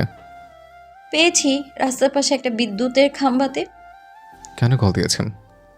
প্রেম করার জন্য। কি? এত কথা বলিস কেন? মেডিসিন খেয়েছিস? না, খাইনি। কেন? পরে শেষ করে খেয়ে নেব। এখন রাত 12টা বাজে, এখনো খাবার খাসনি, পড়ছিস? এখন খাবো। আচ্ছা, খাবার খেয়ে নে তাহলে। রিমি কথাটা বলে ফোন রেখে দিল। রাজ খাবার খেয়ে ঘুমিয়ে পড়ে। এদিকে কেউ বলছে, বাহ, কি বলছিস তুই? ফোনের ওপাশ থেকে কি বলছে সেটা শোনা যাচ্ছে না। তখন জিপে বলে, বাহ, তাহলে তো ভালোই। এবার ওই রহিম চৌধুরীর পরিবারের সব কয়টাকে একসাথে যন্ত্রণা দিয়ে মারবো। এতদিন পারিনি, কিন্তু এখন শেষ করব। ছোটটাকেও তো অনেক আগেই ওর পরিবার থেকে সরিয়ে দিয়েছি, এবার ওদের পাল্লা। এবার আমার মাস্টার রানীকে ফিরিয়ে আনতে হবে। জিপি ফোনটা কেটে তার ফোনের সেভ করা নাম্বার কল দিল। কল রিসিভ হতেই জিপি বলে, রানীমা, এবার তোকে যে ফিরতে হবে, খেলা শুরু করতে হবে তোকে। রহিমের বড় মেয়ে ফিরে এসেছে, এবার বড় মেয়ের সাথে সব কয়টাকে কষ্ট দিয়ে মারতে হবে। ফোনের ওপাশ থেকে কি বলছে কিছু শোনা যাচ্ছে না। তখন জিপি বলছে, চিন্তা নেই, 2 মাস পরেই খেলা শুরু হবে। এবার তাহলে তুই তোর খেলা শুরু করে দে, আরিফের সাথে ওইখানেই বসে। জিপি ফোন রেখে হাসতে হাসতে ঘুমিয়ে পড়ে। পরের দিন সকালে রাজ রেডি হয়ে কলেজের দিকে হাঁটা দিল। কিছু দূর আসতেই দেখতে পায় রিমি গাড়ির সাথে হেলান দিয়ে দাঁড়িয়ে আছে। রাজ হেঁটে রিমির পাশ দিয়ে চলে যাচ্ছিল। তখনই রিমি রাজের সামনে গিয়ে বলে, গাড়িতে ওঠো। কেন? আমি হেঁটে যেতে পারবো। বললাম না গাড়িতে উঠতে। তাহলে এত কথা বলিস কেন তুই? আচ্ছা, আপনি এমন করছেন কেন বলুন তো? আমি আর কত দয়া করবেন বলুন? আমার মন বলেছে তাই করছি, উঠ বলছি। আচ্ছা, আমি গরিব বলি কি আপনি আমায় দয়া করছেন? কি বলি তুই? আরে ছাড়ুন, কি করছেন কি? তাহলে গাড়িতে গিয়ে বস এক্ষুনি। রাজার কোনো কথা না বলে গাড়িতে গিয়ে বসে। রিমি গাড়ি চালানো শুরু করে। কলেজের ভেতরে এসে গাড়ি থামতে রাজ গাড়ি থেকে নেমে তার বন্ধুদের সাথে গিয়ে কথা বলা শুরু করে। রিমি গাড়ি থেকে নেমে তার বান্ধবীদের কাছে চলে যায়। তখন জয়ী বলে, কিরে, আজকে রাজকে নিয়ে আসছিস যে? নিয়ে এলাম। কাহিনী কি বলতো? কাহিনী কিছুই না, নিয়ে রাস্তায় পেলাম তাই সাথে করে নিয়ে এলাম। ও আচ্ছা। কিছু সময় পর সবাই ক্লাসে চলে যায়। ক্লাস শেষ করে রাজ তার বন্ধুদের সাথে কথা বলছিল। তখনই রাজ একটা মেয়ের চিৎকার শুনতে পায়। রাজসহ সবাই তাকিয়ে দেখতে পায় কয়েকজন ছেলে মিলে একটা মেয়েকে জোর করে টেনে নিয়ে যাচ্ছে। রাজ এটা দেখে কিছু সময় চুপ থেকে দাঁড়িয়ে ওইদিকে হাঁটা দিল। রাজের বন্ধুরা রাজকে নিষেধ করছিল, কিন্তু রাজ শোনেনি। রাজের পেছন পেছন রিমি, জয়ী ও তার বন্ধুরা আসে। রাজ ছেলেগুলোর সামনে গিয়ে বলে, কি সমস্যা ভাই? তোর মেয়েটাকে এভাবে নিয়ে যাচ্ছে কেন? সেটা তোকে কি বল? অবশ্যই একটা মেয়েকে জোর করে নিয়ে যাচ্ছেন আর মেয়েটা চিৎকার করছে। ও আমার গার্লফ্রেন্ড হয়। আপু, উনি কি তোমার বিএফ হয়? না ভাইয়া, আমি এনাকে চিনি না। উনি আমার ক্লাস থেকে জোর করে কোনো কথা না বলে নিয়ে যাচ্ছে। ভাইজান, ছেড়ে দিন এই আপুকে। তুই জানিস আমি কে? তুই জানিস আমার পরিচয় কি? পরিচয় নিয়ে তুই পানি খা। আপু, তুমি যাও। আমি হলাম বাংলাদেশের বিজনেসম্যান জাহিদ পারভেজ এর একমাত্র ছেলে শাহিদ। এর মেয়েকে তো আমি নিয়ে যাব। সাইদের কথা শুনে রাহুলের চেহারার একটা হিংস্র রোগ ফুটে ওঠে।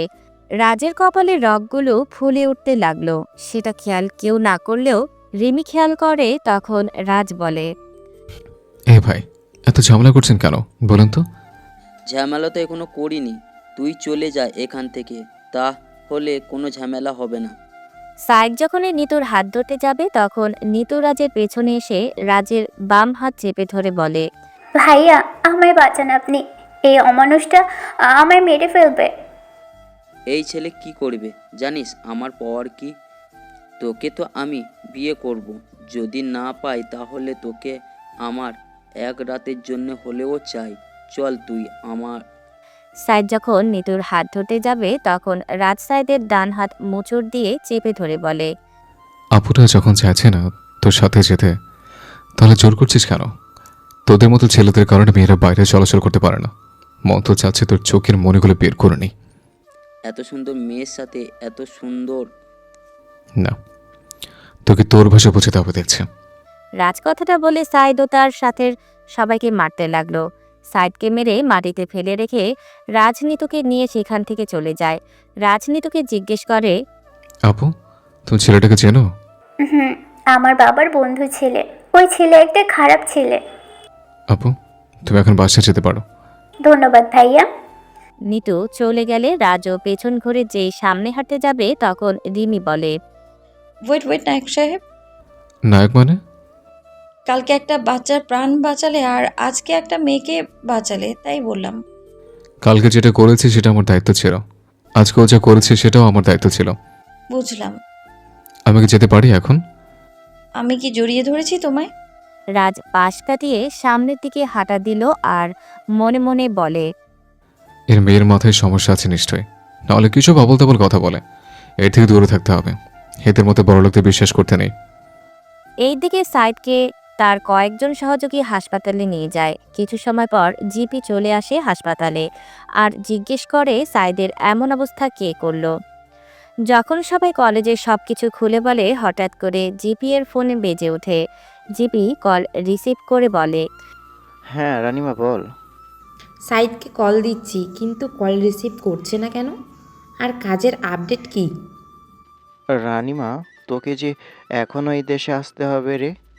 শাহিদ আজকে গিয়েছিল নিতুর কলেজে, কিন্তু একটা ছেলে শাহিদকে খুব বাজেভাবে মেরেছে, আর ডাক্তার বলেছে শাহিদ কোমায় চলে গেছে। কি? কার এত সাহস যে আমার ভাইয়ের গায়ে হাত দেয়? ছেলেটার সম্পর্কে কেউ কিছু জানে না।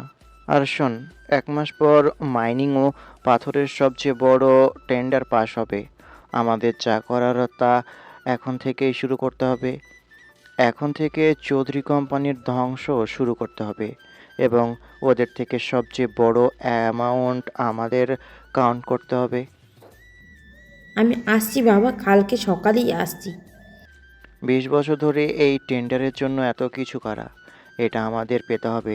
শোন মা, হ্যাঁ বাবা বলো। আমি শুনেছি একটা নতুন কোম্পানিও নাকি টেন্ডারে জমা দিবে। এখন বাজেট কত হতে হবে? আমি যেমন বলি তেমন করো, এতে করে আমাদের বেশি টাকা খরচ করতে হবে না। তার জন্য তুমি একজন ইনভেস্টরের প্রয়োজন, যা তোমাকে এই মাসের ভেতরে কিছু বের করতে হবে। আর একটা কথা বাবা, পারবে তো তুমি? হ্যাঁ হয়ে যাবে, তুই কালকে এসে তুই সুসংবাদ পেয়ে যাবি। জিপি ফোনটা রেখে হাসপাতালের ওয়েটিং রুমে বসে আছে। এইদিকে রানিমা তার লোকদের ফোন দিয়ে বলে, কাজে নেমে পড়ো সবাই। আমি কালকেই যেন একটা সুসংবাদ পেয়ে যাই। আমি দেশে আসছি আর ওদের টেন্ডারদের সকল ইনফরমেশন আমার চাই। ওরা কত টাকা কাউন্ট করবে সেটা আমাকে জানতে হবে। শোন, তোদের কাছে কেউ কোনো ঝামেলা সৃষ্টি করলে তাকে মেরে শুইয়ে দিবি।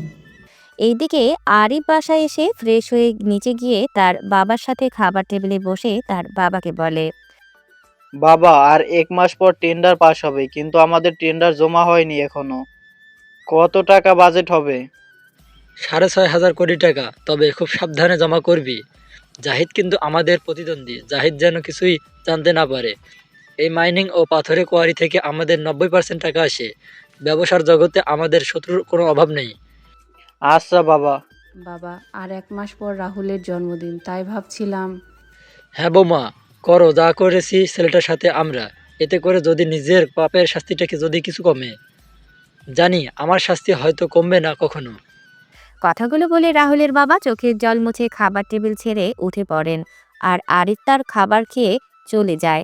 নিপুণ তার শাশুড়ির রুমে গিয়ে বলে, মা চলুন খাবার খেয়ে নিন। আমার খিদা নেই বৌমা, তুমি খেয়ে নাও। মা নিজেকে আর কত এভাবে কষ্ট দিবেন? যতদিন আমার মৃত্যু না হয় ততদিন নিজেকে কষ্ট দিব এভাবে। আমি আমার ভুলের জন্য নিজের ছেলেকে হারিয়েছি, তাই নিজেকে শাস্তি দিচ্ছি। এতদিন হয়ে গেল আমার মেয়েটাও আমার সাথে কথা বলে না। আমি দেখা করতে গেলে আমার সাথে দেখা করে না। সবই আমার পাপের শাস্তি। মা চলুন খেয়ে নিবেন অল্প করে। না বৌমা, আমার খিদে নেই। নিপুণ রুম থেকে বের হয়ে সোফায় বসে কল দিল নিপার নাম্বারে। কিছু সময় পর নিপা কল রিসিভ করে বলে, হ্যাঁ নিপু, বলো। আপু কেমন আছেন? আছি ভালোই। তুমি কেমন আছো? আছি ভালো আপু। সৌরভ কেমন আছে? ভালো আছে আপু। আপু একটা কথা বলার ছিল। হ্যাঁ বলো। আপু আপনি যদি বাড়িতে আসতেন একবার। মা বাবা খাবার খাওয়ার ছেড়ে দিয়েছে। বলতে গেলে মা বাবার শরীরের অবস্থাও ভালো না। আরিফ এখানেই সব কিছু দেখাশোনা করছে। নিপুণ, সব কিছু জানার পরও তুমি কি করে বলতে পারছো আমায়? আপু কি বলবো বলুন, মা বাবার কষ্ট সহ্য হচ্ছে না। রাহুলকে যে আমি নিজের ছোট ভাই মনে করতাম, কিন্তু দেখি। আপু আর 1 মাস পর রাহুলের জন্মদিন, আপনি আসবেন তো? ভালো থাকো। নিপুণ কল রেখে অল্প কিছু খাবার খেয়ে ঘুমিয়ে পড়ে। পরের দিন সকালে রাজ ঘুম থেকে উঠে নাস্তা করে পড়তে বসে। পড়া শেষ করে রেডি হয়ে কলেজের উদ্দেশ্যে বের হয় বাসা থেকে। রাজ বাসা থেকে কিছু দূর আসার পর হুট করে একটা গাড়ি এসে রাজকে ধাক্কা দিল আর রাজ গাছের গুড়ির সাথে বাড়ি খেয়ে ছিটকে গিয়ে রাস্তার পাশে পড়ে। গাড়ি থেকে কয়েকজন লোক নেমে এসে রাজের পাশে দাঁড়ায়। লোকগুলো রাজের রক্তাক্ত ছবি তুলে নিয়ে কিছু সময় পর লোকগুলো চলে যায়। রাজকে রিমি কল দিয়ে যাচ্ছে, কিন্তু ফোন রিসিভ হচ্ছে না। একদিন পর রাজের জ্ঞান ফিরছে। রাজ পাশে তাকিয়ে দেখতে পায় রাজের পাশে রবিন আর রিমি বসে আছে। তখন রাজ বলে, কি রে রবিন, তুই এখানে কেন? তোর জ্ঞান ফিরেছে? দাঁড়া, আমি ডাক্তার নিয়ে আসছি। এখন কেমন লাগছে তোমার? ভালো। যাক বাবা। এই যে ম্যাম, আপনি এখানে কি করে? চোখ মুখ ফ্যাকাশ হয়ে আছে কেন? কি হলো, কথা বলছেন না কেন? আমি এইখানে থাকলে কি সমস্যা হবে? এত তাড়াতাড়ি কথা বলেন কেন? আসুন ডাক্তার, আসুন। ডাক্তার এসে রাহুলকে দেখে পরীক্ষা করে চলে যায়। তখন রবিন বলে, এখন বলতো কি করে হলো এমনটা? আরে আমি কলেজে আসছিলাম, তখন হঠাৎ করে একটা গাড়ি এসে আমায় ধাক্কা মারে, আর আমি কিচেনে একটার সাথে ধাক্কা খেলাম। তারপর বলতে পারি না কিছুই। দেখে শুনে চলাফেরা করবি না। আমাকে দেখে তোর বাচ্চা মনে হয় কি রবিন? বাচ্চা না হলে এমন হতো নাকি? এই রবিন, এই বদমাজের মেয়ে এখানে কেন? কি বলি তুই? আমি বদমেজাজি? হ্যাঁ বলেছি, কি করবি? তোরে আমি কাঁচা কাঁচা খেয়ে ফেলবো কিন্তু। তোকে বদমেজাজে মেয়ে বলে ভুল হয়েছে আমার। তুই তো আস্ত একটা রাক্ষসী মেয়ে। শালা আজকে তোরে। আয় দিকে, তোকে তো আমি। এই তুই চুপ, একদম চুপ। কি শুরু করেছিস তোরা বাচ্চাদের মতো? রাজ, রিমি না থাকলে কি হতো তোর? মানে উনি না থাকলে কি হতো?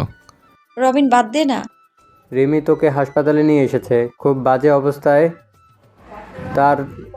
তারপর ভার্সিটি থেকে আমার নাম্বার নিয়ে আমাকে কল দিয়ে আসতে বলল। তার মানে ওই রাক্ষসী মেয়ে কি আমাকে?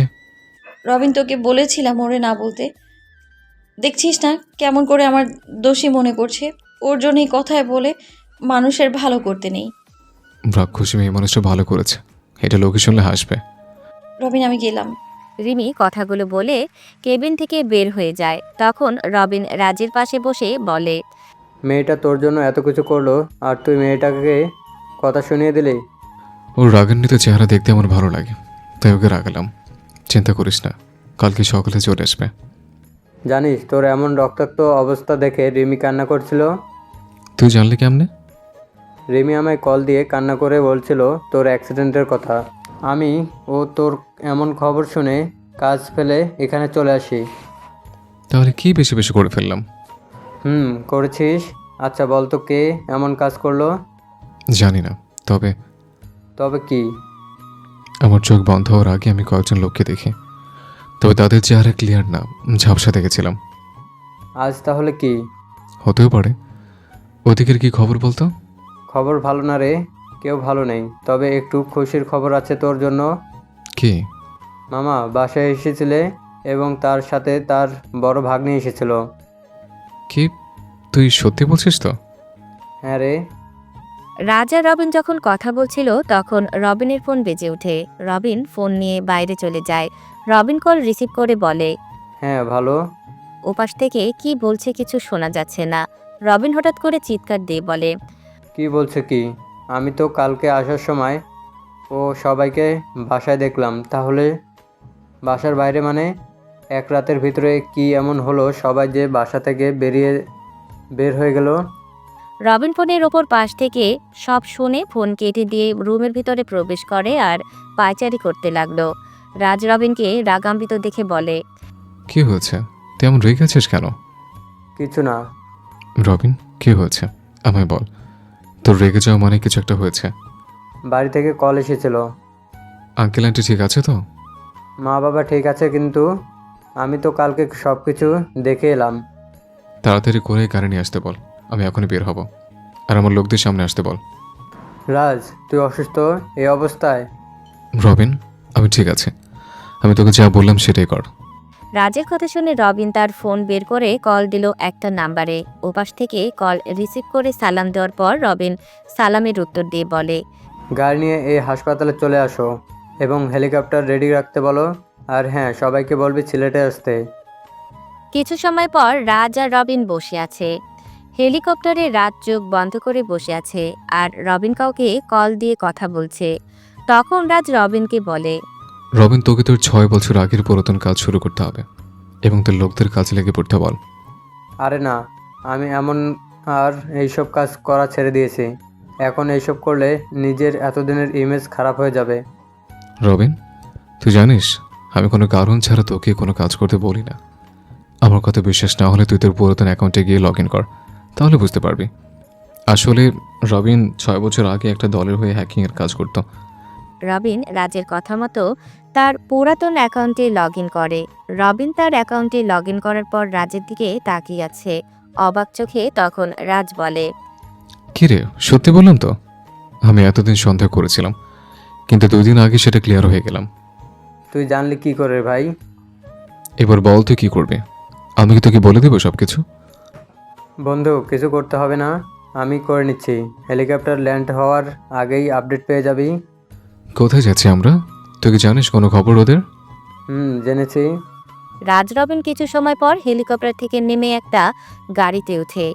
রাজ আর রবিন একটা গাড়িতে এবং রাজদের পিছন 7-8টি গাড়ি আসছে। কিছু সময় পর রাজ আর রবিন একটা বাড়ির সামনে এসে গাড়ি থামে। রাজ গাড়ি থেকে নেমে তার লোকদের কিছু ছবি ও কয়েকটা ঠিকানা দিয়ে তাদের কাজে লেগে পড়তে বলে। রাজ তার লোকদের বিদায় দিয়ে বাড়ির সদর দরজার সামনে এসে বেল দিল। কিছু সময় পর কেউ এসে দরজা খুলে দিল। তখন রবিন বলে, ভাবি কেমন আছেন আপনি? ভালো আছি, কিন্তু তোমায় চিনলাম না তো। ভাবি, আমি রবিন। রবিন, তুমি রাহুলের ছোটবেলার বন্ধু তাই না? হ্যাঁ ভাবি। ভাবি, সবাইকে একটু নিচে আসতে বলবেন। কেন? কিছু কথা বলার ছিল। নিপুণ সবাইকে নিয়ে নিচে আসলে রবিনকে দেখে রাহুলের মা বাবা আরিফ নিপা সবাই বেশ অবাক হয়। তখন রবিন বলে ওঠে, নিপা আপু, কেমন আছো তুমি? ভালো আছি। আর তুই সেই ফাজিল রবিন না? হ্যাঁ আপু, রাহুলের সাথে খেলতে এসে কতবার তোমার কানমলা খেয়েছি। হুম, তবে এখন সব কিছু অতীত হয়ে গেছে রে ভাই। এসব হলো কি করে আপু? এটা তো আমার মা বাবার আর ভাইয়ের বলতে পারবে। আমি তো কিছুই জানি না। আমিও জানি না। যাক, তোকে অনেক দিন পরে দেখলাম। তোরা দুটাই আমাদের বাড়িতে কত মারামারি করতি, বাড়িটা পুরো গরম থাকতো। এখন সব কিছু অতীত। আপু, আমি যদি বলি কিছু অতীত হয়নি। আমার ভাইটা বেঁচে নেই, এখনো তো সব কিছুই অতীত। তোমাদের জন্য একটা গুড নিউজ আছে, সবার জন্য। কি গুড নিউজ? রাহুল, এই রাহুল, ভিতরে আয়। রবিনের কথা শুনে সবাই বসা থেকে দাঁড়িয়ে যায়। হঠাৎ করে সবাই সদর দরজার দিকে তাকায়। তখন সবাই দেখতে পায় একটা ছেলে টি শার্ট গায়ে, মাথায় ব্যান্ডেজ, ভিতরে প্রবেশ করে। তখন রবিন বলে, রবিন, কিছু বললাম না, কে ও? আর তুই রাহুল বললি মানে? আপু, এ হচ্ছে তোমাদের 7 বছর আগের হারিয়ে যাওয়া রাহুল। রবিনের কথা শুনে নিপা আপু এসে রাহুলের সামনে দাঁড়ায়। তারপর রাহুলের বাম হাতে কিছু একটা খোঁজ করতে থাকে। তখনই নিপা রাহুলকে জড়িয়ে ধরে কান্না করতে থাকে। রাহুলও নিপাকে জড়িয়ে ধরে কান্না করছে। রাহুল নিপাকে ছেড়ে দিয়ে নিপার চোখের জল মুছে দিয়ে তার ভাবির সামনে গিয়ে বলে, ভাবি, কেমন আছো? আমি কারো ভাবি না। কে আপনি? ভাবি, তুমি আমাকে চিনতে পারছো না? আমি না তোমার ছোট ভাই। যদি আমার ছোট ভাই হতি তাহলে কখনো আমায় ছেড়ে যাওয়ার কথা ভাবতি না। হয়েছে, ডাক্তার আফাদের এই ঘোষা করা মানায় না। আচ্ছা, আমার ভুল হয়েছে। আমি কি এখন তোমার পায়ে ধরবো? ধর। শখ কত, পারবো না। দাও, আমার মাকে আমার কাছে দাও। রাহুল যখন নিপুণের পা জড়িয়ে ধরতে যাবে তখন নিপুণ রাহুলকে জড়িয়ে ধরে। রাহুলও তার ভাবিকে জড়িয়ে ধরে। রাহুল তার বাবা মায়ের সামনে গিয়ে বলে, মা, বাবা, কেমন আছো তোমরা? তোমরা কান্না করো না। তোমাদের চোখের জল যে আমার সহ্য হয় না। জানো না মা, বাবার চোখে জল এলে ছেলে মেয়েদের ক্ষতি হয়। তোমরা চাও আমাদের ক্ষতি হোক? বাবা, তুই আমায় ক্ষমা করে দে। আমি যে অন্ধ হয়ে হয়ে গিয়েছিলাম, যার জন্য তোর সাথে অমানুষের মতো আচরণ করেছি। মা, বললাম না আমার কিছু মনে নেই। আর তোমার এই কী হাল হয়েছে? খাওয়া দাওয়া করো না তুমি? বাবা, তোমারও দেখছি একই অবস্থা হয়েছে। তোর সাথে খারাপ ব্যবহার করেছি, তোকে বাসা থেকে বের করে দিছি, তার জন্য আমরা এখন ঘর ছাড়া হয়েছি। নিজের পাপের শাস্তি পাচ্ছি এখন আমরা। বাবা, তোমার ছোট ছেলে এসে গেছে। তোমার বাড়ি তোমার সব কিছু ফিরিয়ে দেব। চলো, খাবার খাবো, খুব খিদে লেগেছে আমার। রাহুল, রিমি কল দিচ্ছে। কে রিমি? কেউ না। কি রে রবিন, সত্যি কথা বলবি না কানমলা খাবি? আগে খাবার দিবে না জেরা করবে? তারপর সবাই খাবার খেতে বসে। খাবার খাওয়ার ফাঁকে নিপুণ বলে, রাহুল, তোর ভাইয়ার সাথে কথা বলবি না? হ্যাঁ, কথা তো বলতে হবে ওর সাথে। ও যে টাকার নেশে আসক্ত হয়ে গেছে, ওর টাকার নেশা থেকে ওকে ফিরে আনতে হবে। মানে কি বলছো কি রাহুল? টাকার নেশা মানে? ভাবি, ওই জাহিদ পারভেজের ছেলে সাইদের কাছ থেকে 5,000 কোটি টাকা ঋণ নিয়েছিল। টাকাগুলো ঋণ নিয়ে আবার ওদের কোম্পানিতে ইনভেস্ট করে, আর টাকাগুলো জাহিদ পারভেজ ও তার ছেলে মিলে আত্মসাৎ করে নেয়। ঋণের টাকা পরিশোধ করতে না পায় ওদের চাপ পড়ে আবার বাবার থেকে লুকিয়ে বাড়ির দলিলে সাইন করে নিয়েছে। আর এখন তোমরা ঘর ছাড়া। কি বলছিস তুই রাহুল? বিশেষ না হলে ওকে জিজ্ঞেস করো তোমরা। কি রে আরিফ, রাহুল কি ঠিক বলছে? আসলে মা, আমি তোর হাতেই তো আমার টাকা পয়সা সব কিছু, তাহলে কেন তুই জাহিদের কাছ থেকে টাকা নিয়েছিস? তোর এখন এত কিসের টাকার প্রয়োজন? তোর টাকার নেশা এতটা হয়েছে যে যার জন্য আমার নিজের বাড়ি ছাড়তে হয়েছে। আচ্ছা, আমায় একটা কথা বলতো তুই, তাহলে কি টেন্ডারটাও কি তুই? ছি আরিফ, ছি। আর কত নিচে নামবে তুমি? টাকার নেশার কারণে তুমি আমাদের পথে নামিয়ে দিলে, এখন আবার আমাদের সব আশা ভরসা শেষ করে দিতে বলছো?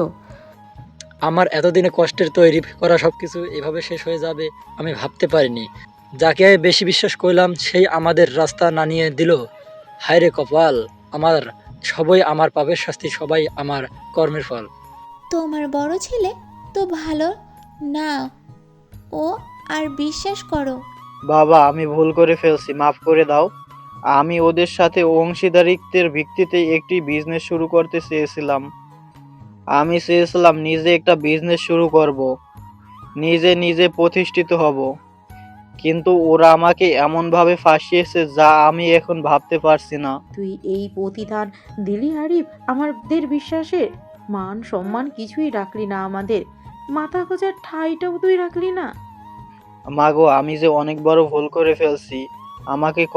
আমাকে ক্ষমা করো তোমরা। বাবা, মা, আমি যতদিন না পর্যন্ত ওই বাড়ি থেকে ফিরে নিয়ে আসছি, ততদিন মা বাবা তোমরা সবাই এখন থেকে আমার বাড়িতে থাকবে। তোর বাড়ি মানে? কোথায় তোর বাড়ি? এই শহরে আমার বাড়ি আছে, কালকে তোমাদের নিয়ে যাব। আচ্ছা, আমরা তো তোর লাশ পেয়েছিলাম, তাহলে ওই লাশ কার ছিল? মানে আমার লাশ পাবে কোত্থেকে তোমরা? আমি তো আমাদের সামনে দাঁড়িয়ে আছে। ওটা আমি বলছি আন্টি, আমি সেদিন এসেছিলাম রাহুলের সাথে দেখা করার জন্য, কিন্তু এখানে আসতে আসতে রাত 12টা বেশি হয়ে যায়। আমি বাড়ির ভিতরে প্রবেশ করে দেখতে পেলাম বাড়ির পিছনের রাস্তা দিয়ে কেউ বের হয়ে যাচ্ছে। আমি মনে করেছিলাম কোনো চোর হবে হয়তো, তাই কিছুটা দূরত্ব রেখে পিছন যাচ্ছিলাম। হঠাৎ দেখতে পেলাম ব্রিজের লাইটের আলোয় এটা রাহুল। যতক্ষণে আমি রাহুলকে কাছে যাই ততক্ষণে রাহুল নদীতে ঝাঁপ দিল, আমিও ঝাঁপ দিলাম। কিছু সময় খোঁজাখুঁজির পর রাহুলকে খুঁজে পাই অজ্ঞান অবস্থায়। তারপর একটা গাড়ি করে রাহুলকে নিয়ে সিলেটের একটা হাসপাতালে আর তারপর বরিশাল হাসপাতালে নিয়ে যাই। রাহুলের মুখের কিছু অংশ কেটে যায় এবং রাহুলের মুখের কিছুটাও পরিবর্তন হয়। সিলেট হাসপাতালের ডাক্তারের সাথে কথা বলে এটা অজ্ঞাত লাশকে রাহুলের লাশ বলে চালিয়ে দেই। এই 6-7 বছর রাহুল আর আমি একসাথে ছিলাম আর এখনও আছি। রবিন, তোর কাছে আমরা সবাই কৃতজ্ঞ রে বাবা। তুই না থাকলে আমি ছেলেটাকে হারিয়ে ফেলতাম। রাহুল আমার বন্ধু, রাহুলকে কি করে আমি অকালে এমন করে হারিয়ে যেতে দিতাম বলো? এই রাহুল নে, কথা বল তুই। কার সাথে কথা বলবো? রিসিভ করে কথা বল, বুঝতেই পারবি। হ্যালো, ওই রবিনের বাচ্চা, কল রিসিভ করছিস না কেন? আমি রবিন না, আমি রাজ। ওই শালা, তোর ফোন অফ কেন? হ্যাঁ, কখন থেকে আমি কল দিয়ে যাচ্ছি তোদের। ওই বদমা চেঁচে আমি তো চালা হলাম কি করে? তার মানে তুই? এই কুত্তা, বেশি কথা বলবি না তো, তাহলে কিন্তু খুন করে ফেলবো। কই তোরা? হসপিটালে গিয়ে পেলাম না যে। আমরা এখন সিলেটে আছি। সিলেট কেন? কাজে এসছে। কি কাজ? সেটা রবিন বলবে। এই রবিন, কথা বল। তারপর রবিন রিমিকে সবকিছু বুঝিয়ে বলে। রাতের খাবার খেয়ে সবাই ঘুমিয়ে পড়ে। পরের দিন সকালে সবাই যখন নাস্তা করছিল তখন নিপুণ রাহুলকে বলে, আচ্ছা রাহুল, নিপা আপুর বিষয়ে কিছু বল আমাদের। আপু কেন আমাদের থেকে এতদিন দূরে ছিল? সেটা কিছুদিন পরে মামা আর আপু নিচে বলবে। রাহুল, মিস্টার রয় ও গ্লেন অফিসে এসে গেছে। মিটিং শুরু হতে কিছু সময় বাকি আছে। রবিন, কিসের মিটিং? আপু জানতে পারবে ধীরে ধীরে, একটু পরেই গাড়ি আসবে। তোমরা বাসায় চলে যাও, আসি আমরা। রাহুল আর রবিন বের হয়ে যায় বাসা থেকে। রাহুল গাড়ি চালাচ্ছে, তখন রবিন বলে, এই দেখ কালকে কি কথা হয়েছে ওদের সাথে। রবিন, আমার বিশ্বাস আছে তোর উপর, তাই আমার এসব দেখা লাগবে না। রাহুল, আজকে রানিমা বাংলাদেশে আসবে। কয়টার দিকে বাংলাদেশে আসবে ও? বিকেল 4টার ফ্লাইটে। আসতে দে। আর শোন, লোক পাঠিয়ে নিতুকে এখানে নিয়ে আয়। বলা লাগবে না, আমি লোক পাঠিয়ে দিয়েছি। রাহুল আর রবিন অফিসে আসা মাত্রই মিস্টার রয় আর গ্লেনের সাথে মিটিং শুরু হয়। রাহুল মিস্টার রয় আর গ্লেনকে তাদের কোম্পানি তৈরির সকল প্রেজেন্টেশন, তাদের পণ্য সম্পর্কে মানুষের ধারণা কেমন, পণ্যের উৎপাদন প্রক্রিয়া আর গুণগত মান সবকিছু দেখাচ্ছিল। আর রবিন রাহুলকে সাহায্য করছিল। রাহুল, রবিন, গ্লেন আর রয়কে সবকিছু এক্সপ্লেন করেছিল। তাদের থেকে রেসপন্স পাওয়ার জন্য তখন একজন আরেকজনের দিকে তাকিয়ে ধীরে ধীরে বলে, কি রে রবিন, কিছু বলছে না কেন? এই অর্ডারটা না পেলে আমাদের প্রচুর লসের মধ্যে পড়তে হবে। মনে হয় আমাদের প্রেজেন্টেশন ওদের ভালো লাগেনি। আরে এত তাড়াতাড়ি হেরে যাচ্ছিস কেন? দেখি কি বলে। আরে দেখেছিস না কেমন করে তাকিয়ে আছে আমাদের দিকে? বাইরে সাংবাদিকরা দাঁড়িয়ে আছে।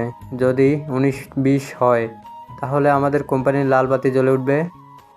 চুপ শালা চুপ। রাহুল আর রবিন বাসায় এসে সবার সাথে খাবার খাচ্ছিল। তখনই সবাই শুনতে পায় নিউজে বলেছে এই প্রথম বাংলাদেশের কোনো কোম্পানির সাথে রাশিয়ার মতো উন্নত দেশের টপ কোম্পানি লুকাইলো কাজ করতে চলেছে। 40 বছরের বাংলাদেশের ইতিহাসে এই অসম্ভব কাজটা সম্ভব করে দেখিয়েছে আর চৌধুরী কোম্পানি। এই অল্প সময়ে নিজেদের কাজের প্রমাণ দেখিয়েছে এই কোম্পানি। বাংলাদেশের সবচেয়ে সফল কোম্পানির তালিকায় প্রথম স্থান দখল করে নিল আর চৌধুরী কোম্পানি। নিউজটা দেখে রাহুলের বাবা বলেন, অনেক ইচ্ছে ছিল এই কোম্পানির সাথে কাজ করার, কিন্তু সেটা আর হলো না। কাজটা করতে পারলে আমরা এখন ওই আর চৌধুরীর কোম্পানির জায়গায় থাকতাম। বাবা, শুনছি এবারে ওই কোম্পানি টেন্ডার জমা দিবে।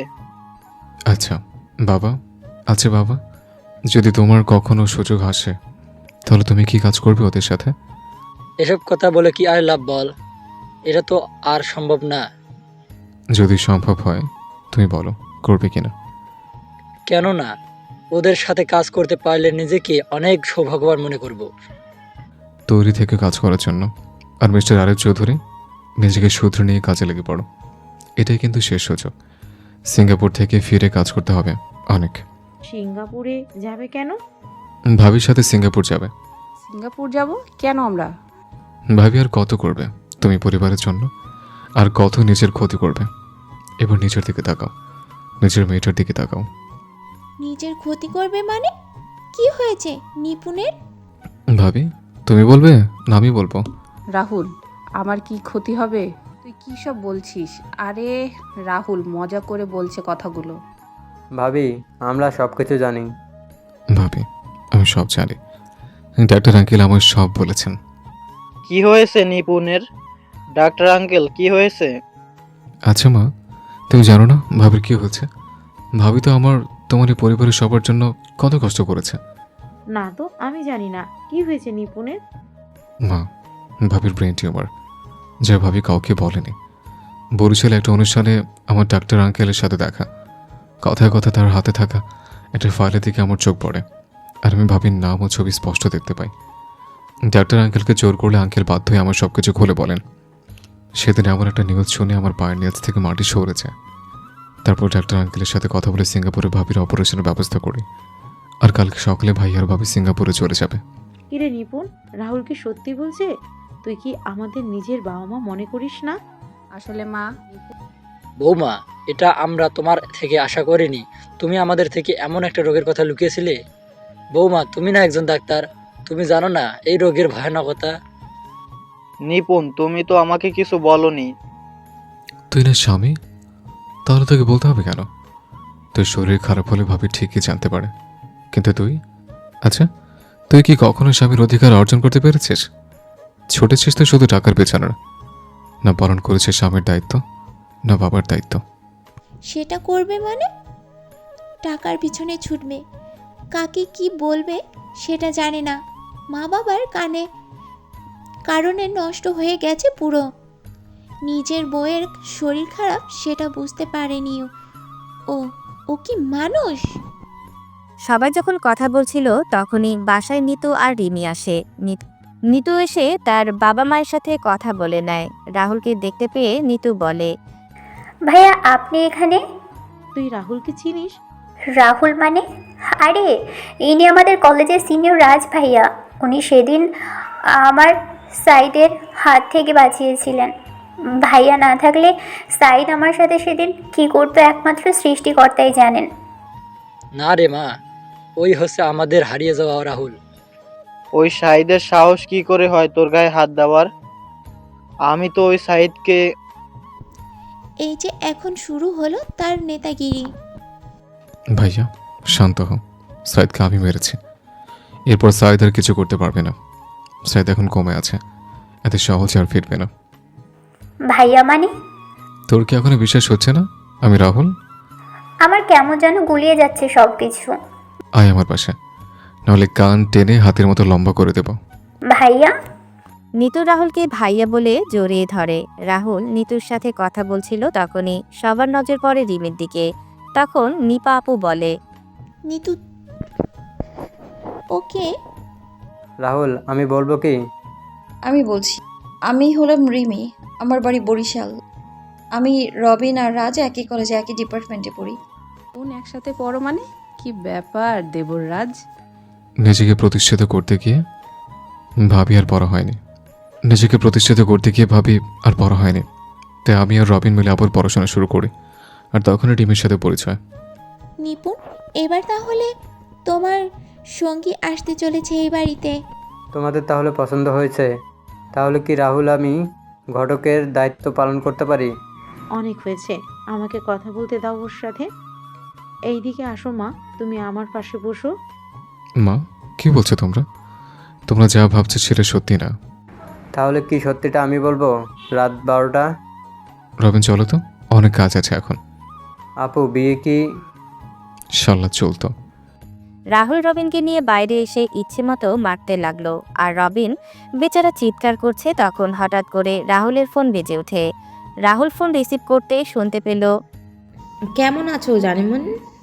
কে বলছেন? কেমন আছো জানেমান? এত তাড়াতাড়ি ভুলে গেলে আমায়? আমি তোমার এক্স গার্লফ্রেন্ড। আমার এক্স দিয়া। মনে আছে তো তোমায়? মনে থাকবে না?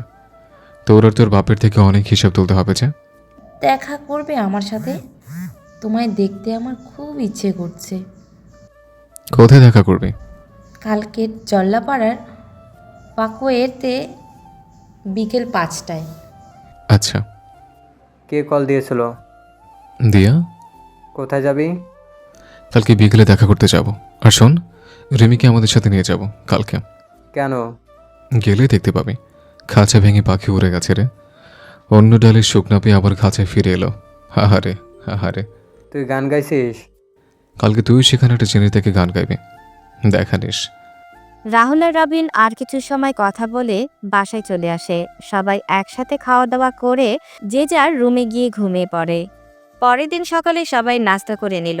তারপর রাহুল, রবিন, আরিফ আর নিপুণকে নিয়ে রওনা দিল এয়ারপোর্টের উদ্দেশ্যে। রাহুল সমস্ত ফর্মালিটি শেষ করিয়ে যখন আসতে যাবে তখন নিপুণ রাহুলকে বলে, রাহুল ভাই আমার, আমি যদি আর ফিরে না আসি তাহলে আমার মেয়েটাকে দেখে রাখিস। ভাবি, তুমি কি বলছো এসব? তোমার কিছু হবে না, তুমি সুস্থ হয়ে যাবে। তোমার মেয়েকে তো তুমি দেখবে। আমি ডাক্তার, আর আমি জানি আমি কোন পর্যায়ে আছি। ভাবি, তুমি সুস্থ হয়ে যাবে।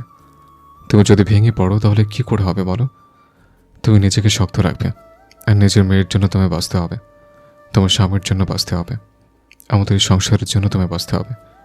ওই হাদারাম দেখে রাখবে, কোনো সমস্যা হলে কল দেবে, আর আমার মাটাকে দেখে রাখবে। মনে হচ্ছে বউ বাচ্চা তোর। আরে ভাই, আমি আসি তো দেখার জন্য। হ্যাঁ হ্যাঁ ভাইয়া, তোর ভাইকে বিয়ে করে দিয়ে দাও। চুপ শালা, সাবধানে যাবে। এয়ারপোর্ট থেকে রাহুল আর রবিন অফিসে চলে যায়। বিকেলবেলা রাহুল আর রবিন বাসায় এসে খাওয়া দাওয়া শেষ করে কিছু সময় রেস্ট নিয়ে রেডি হয়ে নেয়।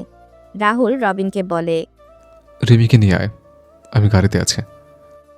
আমি নিয়ে আসবো। হ্যাঁ, তুই নিয়ে আয়, আমি গেলাম। রাহুল গাড়ির কাছে গিয়ে ফোন বের করে কাউকে কল দিয়ে কথা বলছে। কিছু সময় পর রবিন আর রিমি বাসা থেকে বের হয়ে আসে। রাহুল কথা বলা শেষ করে ইশারা করে গাড়িতে বসার জন্য। রিমি রবিন গাড়িতে বসলে রাহুল গাড়ি চালানো শুরু করে। তখন রিমি বলে, কোথায় যাচ্ছি আমরা? কাছে যাচ্ছে। মিথ্যা বলছিস কেন? সত্যিটা বল। কি সত্যি? রাহুল তার এক্স গার্লফ্রেন্ডের সাথে দেখা করতে যাচ্ছে। কি ওই বজ্জাতেরও গার্লফ্রেন্ড ছিল? কেন, আমার গার্লফ্রেন্ড থাকতে পারে না? তোমার মতো রাক্ষসের থাকবে? রবিন, আমি কি কোনো বজ্জাতের সাথে কথা বলছি? আমার বিষয়ে কথা বলছে, আবার বলছে আমার সাথে কথা বলছে না। রিমি আর রাহুলের ঝগড়া শুনে রবিন মিটমিট করে হাসছে। তখন রিমি বলে, শালা মন চাচ্ছে তোকে জেলের। এই শালা, হাসছিস কেন?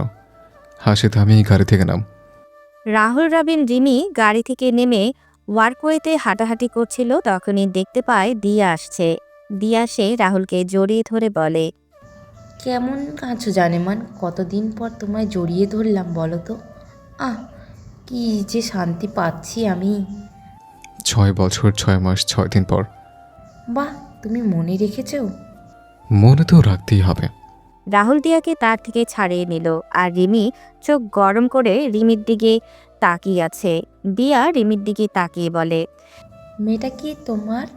আমরা একসাথে পড়ি, আর মেয়েটাকে তুমি ভালো করে চেনো। ও আচ্ছা, তাই নাকি? তা কে মেয়েটা? সেটা একটু পরে জানতে পারবে। বলো, কি বলতে চাও তুমি?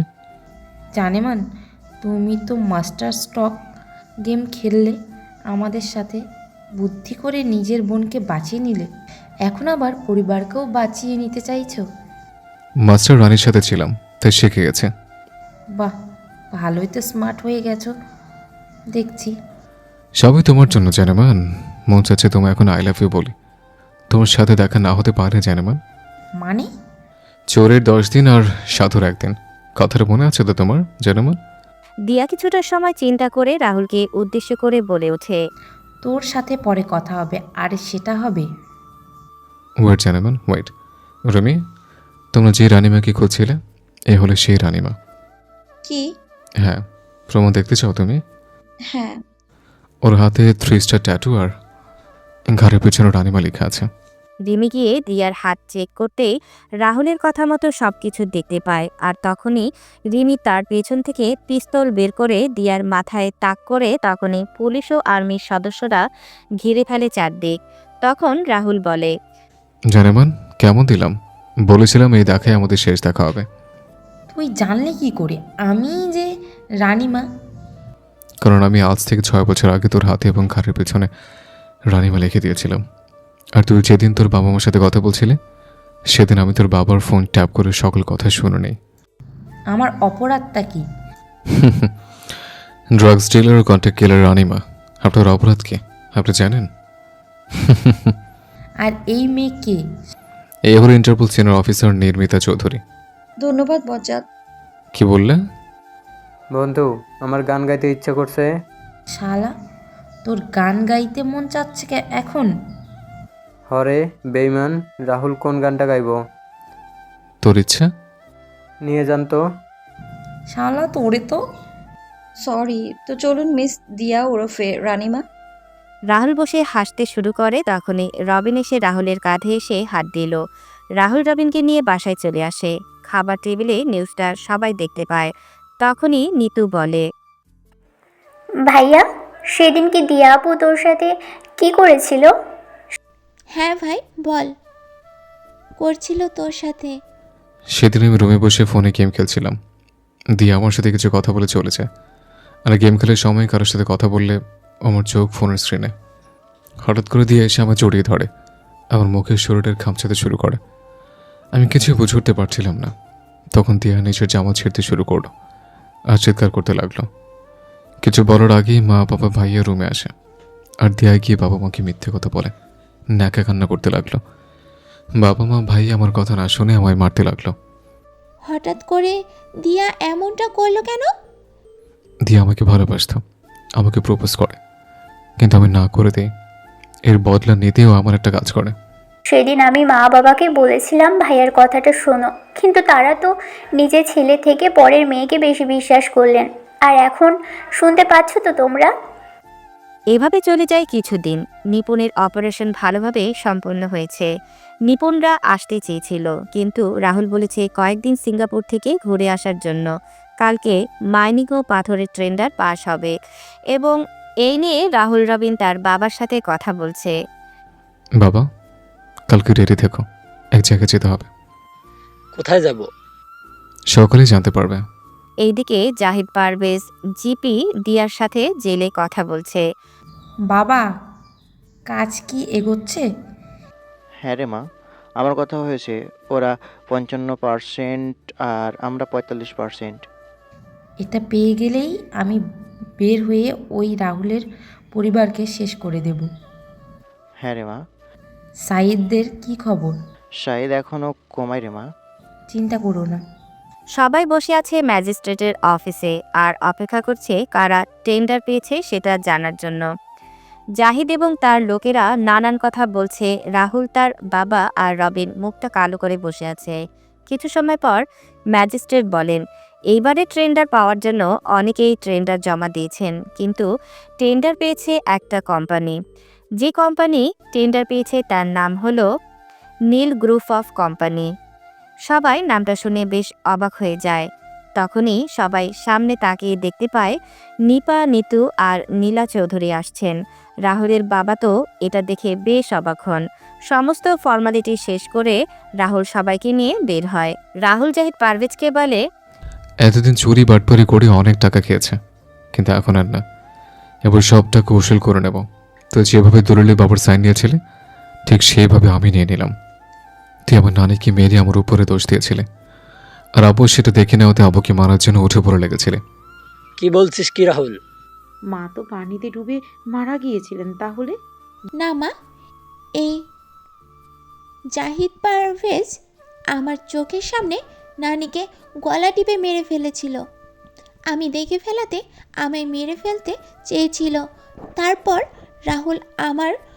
রাহুল মামার সাথে প্ল্যান করে আমায় অস্ট্রেলিয়ায় পাঠিয়ে দেয়। আমার জন্য রাহুল হয়ে যায় সবার কাছে খুনি, অপয়া, পোড়ামুখ। জাহিদ, তোকে তো আমি জুতো পেটা করা উচিত তোকে। তুই কিন্তু ঠিক করিসনি। জেলের ভাত খেয়ে শেষ কর, তারপর বলিস অফিসার নিয়েছেন জাহিদ পারভেজকে। রাহুলের কথা শুনে পুলিশ সদস্যরা এসে জাহিদ পারভেজকে ধরে নিয়ে যায়। রাহুল বাসায় চলে আসে। তখন রাহুলের বাবা বলেন, তুই কি সব করছিস সব আমার মাথার উপর দিয়ে যাচ্ছে রাহুল। একটু খুলে বলবি তুই কে? আমি বলছি রাহুল আসলে কে। তুমি এখানে? আমি বাংলাদেশের টপ নাম্বার 1 আর বিখ্যাত আর চৌধুরী কোম্পানির 50% শেয়ারের মালিক রাহুল, আর বাকি 50% শেয়ারের মালিক রবিন। নীলা গ্রুপ অফ কোম্পানির কর্ণধার রাহুল চৌধুরী। রিমির কথা শুনে রাহুলের বাবা মা কান্না করতে লাগলেন। তখন রাহুল তার বাবা মায়ের কাছে গিয়ে বলে, বাবা মা, তোমরা খুশি হওনি? তোমরা কান্না করছো কেন? আমরা অনেক খুশি হয়েছি রে বাবা। সব বাবা মাই তো চায় তার ছেলে সমাজে প্রতিষ্ঠিত হোক। তুই প্রতিষ্ঠিত হয়েছি, কিন্তু আমাদের কোনো অবদান নেই তোর পেছনে। আমরা ছোট থেকে অত্যাচার করে রেখেছি, তুই এতদূর নিজেকে নিয়ে এসেছিস তোর নিজের চেষ্টায় ও রবিনের সাহায্যে। বাবা রবিন, তুই আমায় ক্ষমা করে। আমি তোর সাথে অনেক খারাপ ব্যবহার করেছি। আন্টি, কি যে বলো না তুমি। তুমি আঙ্কেল শুধু দোয়া করো। আমার দোয়া লাগবে না। সবার কথা বলা শেষ হলে আমার বাবা মায়ের সাথে পরিচয় হয় না। তারপর সবাই রিমির মায়ের সাথে পরিচিত হয়ে নিল। রবিন রাহুল চলে যায় সেখান থেকে। রিমি ও রিমির বাবা মা কথা বলে চলে যান। রাতে সবাই খাবার খেতে বসেছে। তখন রাহুলের বাবা বলেন, রাহুল, আর 2 দিন পর তোমার আর রিমির বিয়ে। আমি কথাটা শুনে কাশতে শুরু করলাম। বাবা, কি বলছো? আর কোনো কথা না রবিন, আমাদের সব বলেছে। বিয়ে ফাইনাল মানে ফাইনাল। শালা, কি করেছিস? দাঁড়া, আমার একটা শর্ত আছে। কি শর্ত? রবিন আর নিতুর বিয়ে দিতে হবে। মানে? দুজন দুজনকে ভালোবেসে 4 বছর ধরে। কি রে রবিন, নিতু, রাহুল কি সত্যি বলছে? বাবা, নীরবতা সম্মতির লক্ষণ। বিয়ে দুটো একই তারিখে আয়োজন করো। সবাই যখন কথা বলছিল তখনই বাসার লাইটগুলো নেভে যায়। সবাই যখন মোমবাতি জ্বালাতে যাবে তখনই নিপুণ বলে ওঠে, happy birthday to you Rahul, many many happy returns of the day. শুভ জন্মদিন ভাই। শুভ জন্মদিন ভাইয়া। ধন্যবাদ সবাইকে।